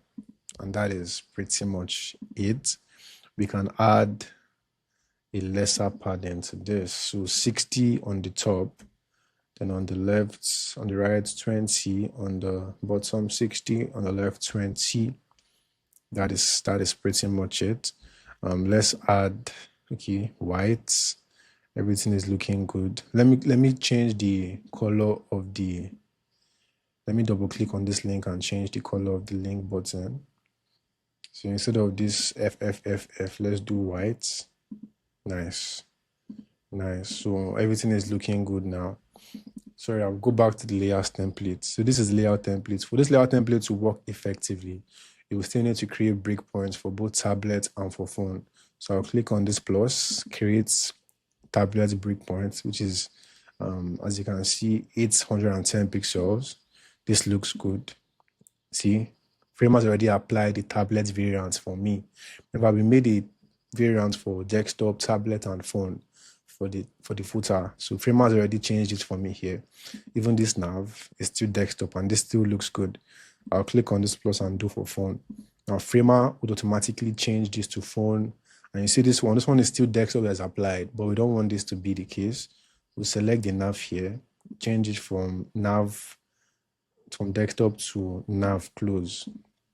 Chickener. It's as simple as that, right? Beautiful. Now, the next thing for us on the list is to create breakpoints. Breakpoints is necessary because it specifies the UI. Like it tells the browser, okay, this is what you want the design to look like or the layout to look like on this kind of device or on this kind of smaller device, on a tablet or a mobile, right? So you need to create breakpoints. If I don't create breakpoints for this, what that means is how this design looks now, which is desktop. It will look good on desktop, don't get me wrong, but on a smaller device like tablet or phone, it's going to look very bad, right? Or unviewable, or the user interface or the user experience will be very poor. So we want to create breakpoints such that it looks good across all kinds of devices, right? So let's quickly do that. To create a breakpoint, we'll click this plus here, and you'll see this option for tablet and phone, and then there's custom. So by default, I think the recommended amount of breakpoints you should create is 3, right? You can do more. I know people that do 1440, then they do 1200, and they do 810, and then they do 390. So like they have 4 different breakpoints. But I always like to do 3. I think 3 works for me, which is desktop, 1200 pixels, 810 for tablets, and then there's 390 for phone. I don't think anything more than this is necessary. So I'll just quickly create this. I'll click on tablet. And as you can see, tablets kind of looks good. Like, I think there's just a few things I'll change here, like the padding. So I'll select the hero section. I'll make sure I'm selecting this from the layers panel over here. And I'll reduce the padding on the left and the right. I think I like the padding on the top and bottom. So I'll change this to 40 on the left and 40 on the right, left and right, basically. Everything looks good. Let's change the padding again on this white chooser section. So I'll click on this padding value here, change the right to 40, and I'll change the left to 40. Better. So these cards kind of look good. The button, everything looks good. Now this is a layout template. Because you've already changed the variants in the layout template, you wouldn't have to do it here in the main design. Let me show you what I mean. So this is the layout template. You've already made the breakpoints here. You've made the desktop breakpoints with the desktop nav and the desktop footer. You've done the same thing for tablets, tablet nav and tablet footer. Everything is responsive as it should be. You don't have to come over here to the home and do that again here because you've done it once. And that's the beauty of layout templates, right? Now I'll proceed to create the phone breakpoint. So I'll click on the plus and create the phone breakpoint like so. Now there is a problem because we did not create responsive typography for the paragraph text. We did for the heading, we did for heading 2, everything, but we did not create for the paragraph. So as you can see, this text here is not the same as this one here or as this one here, but this description is the same as this one and as this one. So it doesn't look very good. It's not bad, but it looks too big. So we can just select the description text because it's a style. Just select the body like so, click on edit, and then add breakpoints. So I'll click on breakpoints, and just by doing that, as you can see, it's smaller here now and it's smaller here, but I think it's just too small. So I'll make the medium 14 is too small. I'll make the small. So remember, small in this case is phone, medium in this case is tablet, and then large, LMS, large in this case is desktop. So I'll change the small. Instead of 12, 12 is too small, make this 16 as well, so that it doesn't look ineligible, right? Nice. Now I want to change the pattern. So right now this gradient background is getting in the way. So I've selected it like so. I can just reduce the size to like 400. Yeah, and then I can select the hero section. As you can see, phone hero section. Change the right to 20, change the left to 20 as well. And this one, I think I want to change the corner radius because look at what's happening here. I don't really like that, so I'll just reduce like so. I think 10 is good. Nice. Yeah, what else? Look at this. The gap here is 60. I think the gap looks good. Everything is working just fine. And now this white chisel section. First of all, let's change the padding. I like 60 on the top, so I'll change this to 20 on the right and then 20 on the left. So now this, you see what I'm saying? You need to specify certain alignments and these different breakpoints because these cards definitely do not look good on a smaller breakpoint when it's stacked horizontally. So I can change the stack to vertical. So I'll select the stack wrapping all of these different cards and I'll change direction from horizontal to vertical. Easy. Now this looks way better for the phone breakpoint. So when I scroll, you see that this has already been applied. So that is pretty much it for responsiveness. We want to cross-check and see if everything looks good. Yeah, I think everything looks perfect. So when I preview this, see that it works just fine. But there is another problem. So if you have a extremely large monitor, like those ones that are just unnecessarily wide, this is going to be problematic because you would have this image like just infinitely growing. Just imagine looking at an image from left to right like so. Like you want these things to be constrained. You want to add a minimum or a maximum width to some of these things so that it doesn't grow outrageously wide, right? So in this case, this is necessary for this image here. It's necessary for a lot of the things here. So I'll quickly show you how to add maximum width. So now I'll select this container, the container wrapping everything in the hero section. And I'll come over here, min max, click on add max width, relative, I'll click on fixed. I think I like 1200 pixels as the maximum width. Now what that does is if I preview this, and I do full screen again, you see that this image now is not spanning to the left anymore as it was before. So that's the importance of adding max width. Now, in this case, no matter how wide your screen is, this design is always going to be constrained to maximum of 1200 pixels, right? If I go back, I need to add that same value to this container, wrapping everything in the white chooser section. So I'll select this container here, and I'll click on add max width relative, no, fixed, 1, 2, which is good. I would also need to add the same thing in the footer. I'll double click to go to the layout template, then double click on the footer to go to the main component, and I'll select this tag. I should name this container, right?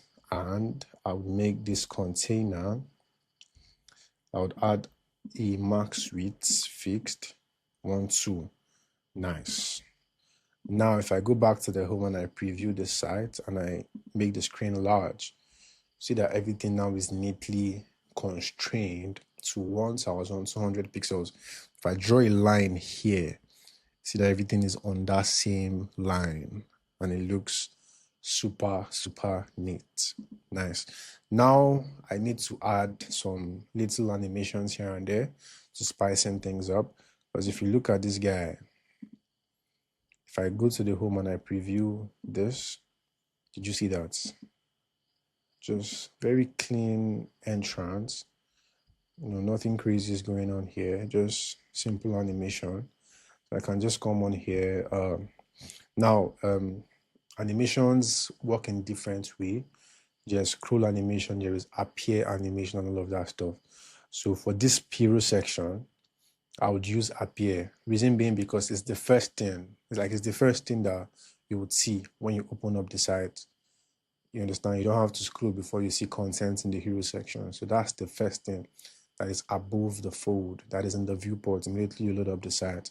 So I'll select this first header here, because I want to create an interaction where the header comes in and then the description, and then the button, and then the image, the dashboard comes in. So there's that smooth delay.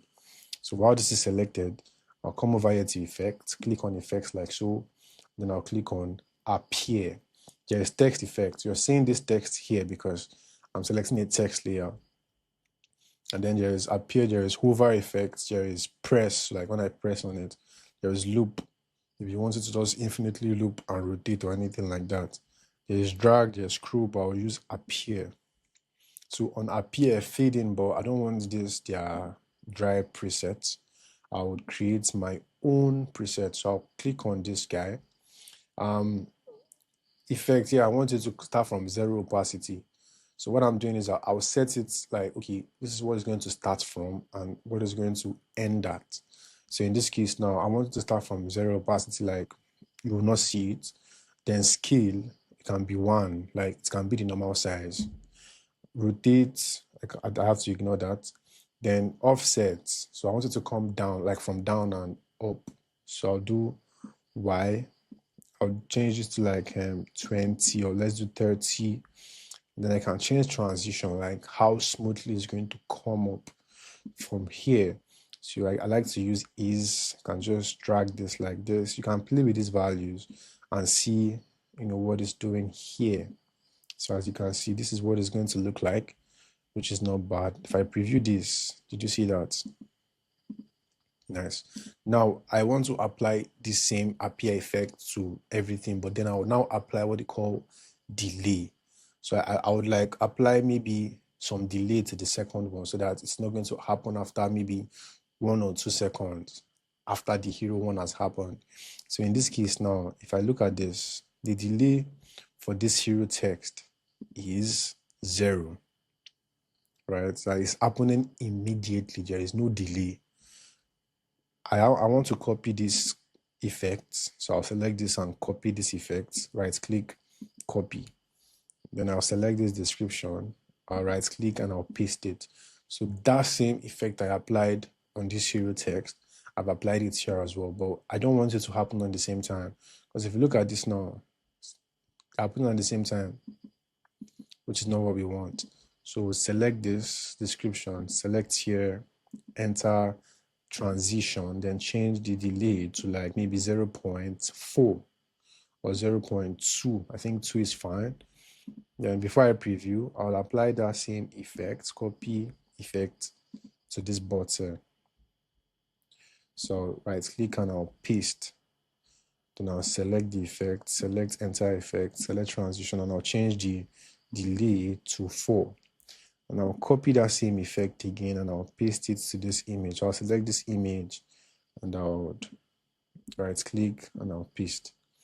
So I would open this guy, open up this transition, and then I'll change this to 0.6. Remember, this first one is 0, like no delay. This one is going to play after 0.02, 0.2 delay, then 0.4 delay, then 0.6 delay, right? Nice. Now if I preview this, did you see that? So you can pretty much play with these things, right? Like there's a lot you can do. There's scroll transforms, there's scroll variant. There's just a lot that you have to experiment on your own, right? Watch more tutorials and you'd see the power of Framer. Framer is a very wonderful tool, and I'll absolutely recommend it for anybody that is trying to get into web design. It's super easy to use.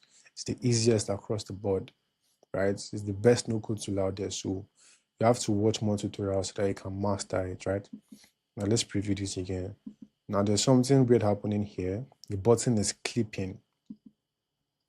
So like as if it's cutting off, then it's now entering the viewport. And the reason for that is the wrapper wrapping this text and this button, the overflow is set to clip or hidden. So what this means is like anything that is going to clip out of the wrapper, that's to start wrapping these things, anything that's going to maybe shoot out of that wrapper wrapping it will be hiding or will be clipped out, right? So I'll select this guy. So this is the wrapper wrapping these 3, as you can see. So I'll make overflow here. Instead of clip, I'll make it visible. Now you see the difference now. Nice.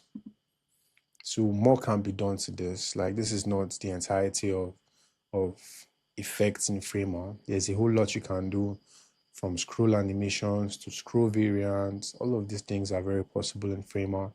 So you can feel free to experiment on this. Another thing I'd like to talk about is SEO. So yeah, Framer has built-in SEO tools. So what you have to do is just apply them where necessary. So starting from the beginning, we want to select the nav.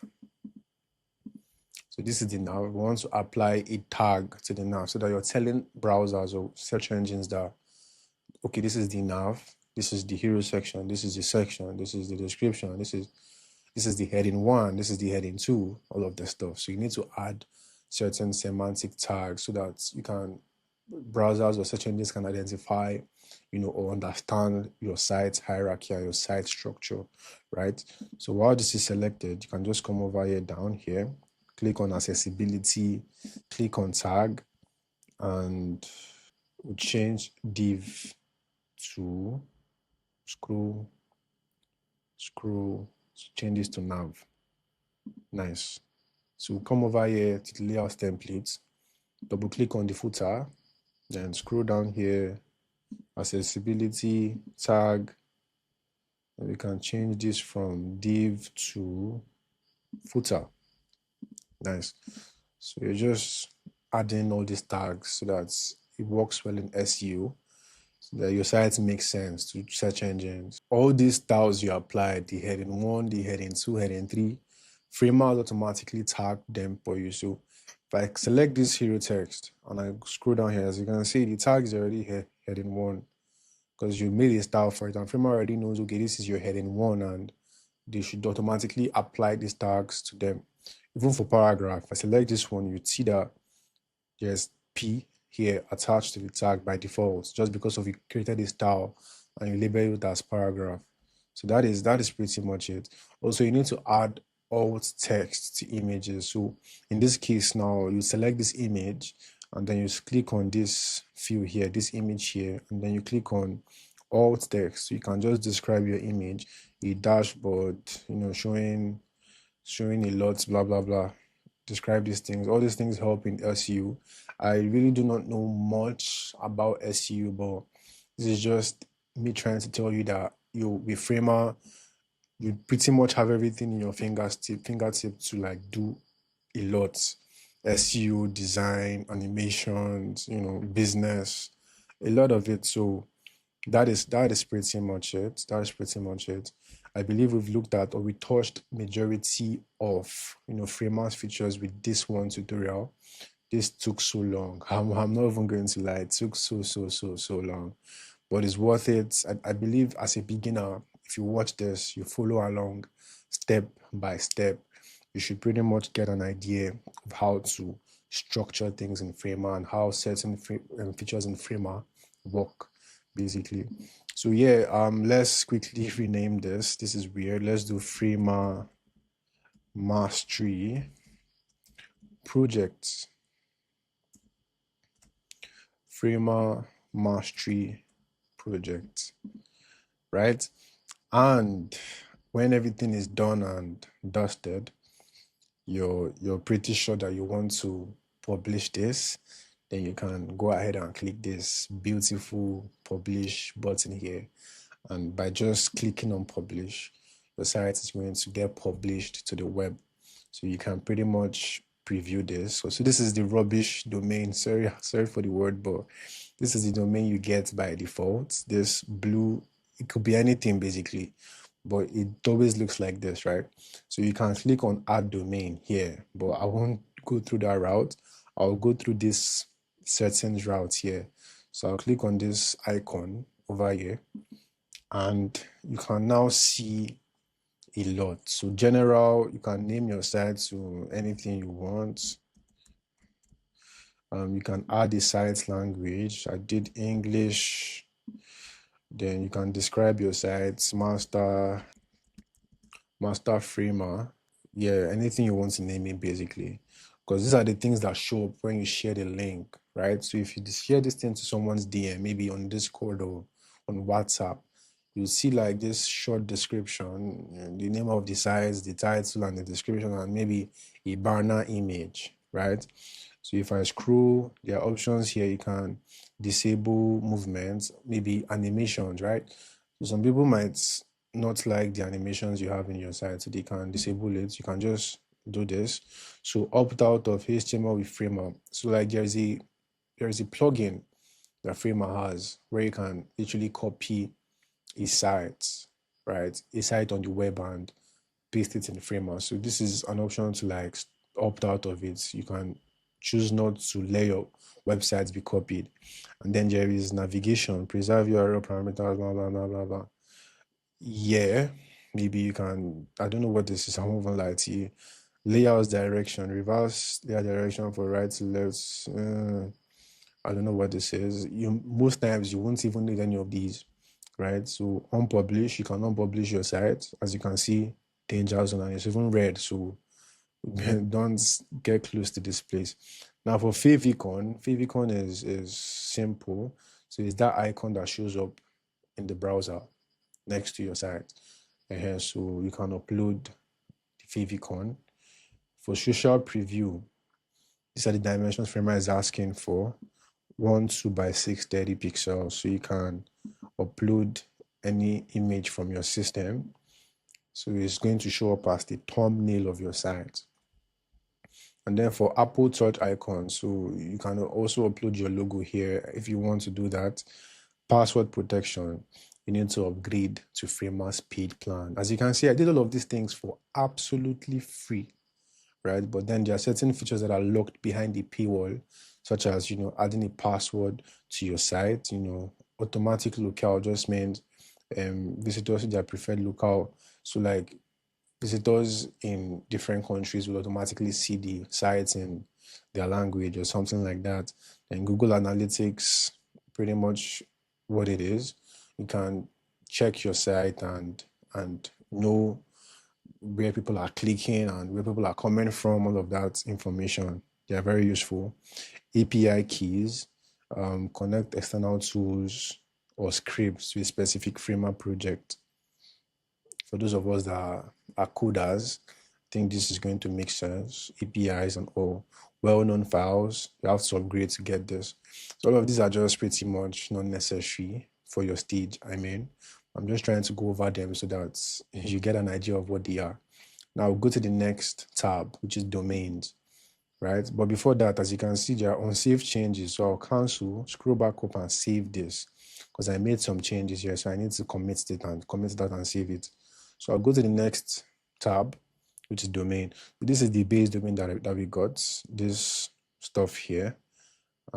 So Framer also gives us the ability to get a custom Framer subdomain. That's why you see things like .framer.website, .framer.ai, .framer. Those are custom subdomains, right? So you can pretty much have a custom subdomain. You can change the subdomain to anything you want. As you can see, there is framer.website, framer.media, framer.wiki, framer.ai. So you can pretty much add maybe your name or something here and use it temporarily until you get until you pay for Framer and you're able to connect the custom like .com or .design domain, all of that stuff. So you can claim a free custom domain, as you can see here. Normally, but how you'd connect the custom domain is you would have to buy a domain, right? You'd need to go to maybe Namecheap or GoDaddy. You buy a domain there and you'd come to Framer. To be able to connect that kind of custom domain, like your own domain, you would need to upgrade. So let me quickly show you Framer's pricing. Yeah. So it's quite simple. There is 3 pricing plan, very basic. There's $10 per month, there's $30 per month, and then there is $100 per month. So majority of the times you would need this one here. Majority of the time, this is the one you're going to need, right? But then as you can see here, this one just has everything you need, but it has, I think, just one CMS collection, right? It has just one CMS, as you can see over here. This basic plan, this $10 plan, you can only add one CMS collection, and as you can see, so you can pretty much just go this and see the difference. But majority of the time, you will need the $30 plan if you want to go live. But Framer is actually free to use, like it's free to use. So I'll come back here, go back to domain. So that's pretty much it. Let me quickly connect a custom Framer subdomain, right? Let's do Framer mastery. It might be taken. Let me do yes. As you can see, this domain is already connected to another project. So this part is unbelievably hard to like find a Framer subdomain is actually difficult. So you have to make sure you have something unique. Let's do projects. Nice. This one is not taken. So this is our new domain. So I can just publish this quickly. And when I click on this now, this is like my new domain. It's going to open up the site we just worked on. Beautiful. So I can just scroll on here and see our site from beginning to the end. Everything looks perfect, right? Everything looks good. This is what we want, exactly what we want. So we can go back. If you want to connect the custom domain, you can just click on this icon, remove domain. Then you see the option to connect the custom domain. So yeah, Framer has, let me remove this domain one sec. So now there's this, I think this is promo or something, but you can get a domain for free now. Like you don't have to buy from GoDaddy or from Namecheap. You can get this domain for free, but before you can use the domain, of course, you need to upgrade to Framer's paid plan. And then you can connect an existing domain. So like maybe you already have a domain before, you can also connect it here. So when you click on this option here, you need to pay. Like you need to pay. So when you pay, you'll see the options. You'll be properly guided on how to connect all them IP and them CNAME, all of that stuff, right? Nice. So redirect, not necessary forms. So you can connect this project to your Google account, allows you to send form data to your Google Sheet. Exactly. So you can connect your form submission to your Google Sheet account if you want to do that. There are different submissions. Okay, let me quickly show you, because we had the form in the footer. this simple newsletter form here. So if I go to the footer and I select the form, this is the form here. I'm selected this form here. You can come here, you can send it to different places, right? So you can redirect such that if they click on submit, they'll go to the link that you added here. You can send this form to an email address, right? So like if they click submit, the submission will go to your email address. So webhook, so you can connect this form with via webhook through to somewhere like Namecheap. Sorry, not Namecheap. What am I saying? Mailchimp, maybe ConvertKit, all these email platforms, right? And then there's Google Sheets, which you can connect to Google Sheet as well. Let's go back to the home and let me go back here. So yeah, you can connect your forms. You can just add your Google account, and it's as simple as that. So staging and versions. So I've published like twice. So they'll just quickly show you your history and your versions and all. So you can even add custom code. Yeah, so Framer is actually crazy. Like Framer is really, really crazy. There's like a lot you can do with this tool, just a lot. There's workshop, which I did not touch here. Maybe I'll do that in a separate video, but that is actually beautiful. But then you can also add custom code. Maybe you want to add some, deep, complex functionality. You can do that. So usage, Framer will just pretty much show you the assets in your sites, how much they cost, and all of that stuff. And then they'll show you, see your plan limit here, because it's a free plan. Of course, Framer has to give you a certain cap. For majority of the times, you won't even get to use up to 1 gigabyte of data, right? So plans, of course, the pricing and all of that stuff. So this is pretty much it in the settings. And these are your pages. So you can set page title and all of that stuff. But majority of the times, general works. You can set specific page title and description if you want to do that. So that's pretty much it. So this is the about page. I didn't do anything here. Let me go back to the home page. Now this is pretty much the site. Like I said, the remix link to this file is in the description. So if you want it, feel free to grab it. It's free. This again, like I said, is just some sections from a full website which I built. So that one itself is in the description. If you want that, you can grab it as well. And there are other links as well that might be helpful to you. So do well to check the description, and please like, share, and subscribe. I beg. This video is like over 2 hours long, and it took a lot to make it, man. It took time. It took energy. So I would appreciate it if y'all comment and y'all like this video, and obviously you guys subscribe. And that brings me to the end of this video. And before I go, if you still feel that this framework is complex, maybe you might need a one-on-one mentorship where I would get to properly see you through the whole process, right? I'll be there across the whole steps. I'll tell you what to do, what to learn. I'll make sure I supervise your progress. And if you want this, a link would also be in the description where you can apply for my one-on-one mentorships. Of course, I would not take much people, maybe like 5 or 10 people max, so that I can properly manage my time and all of that stuff. So if you're interested, do well to grab a spot with the link in the description. And that's pretty much it. Thank you for watching up until this point. I'll see you on the next one. Bye-bye.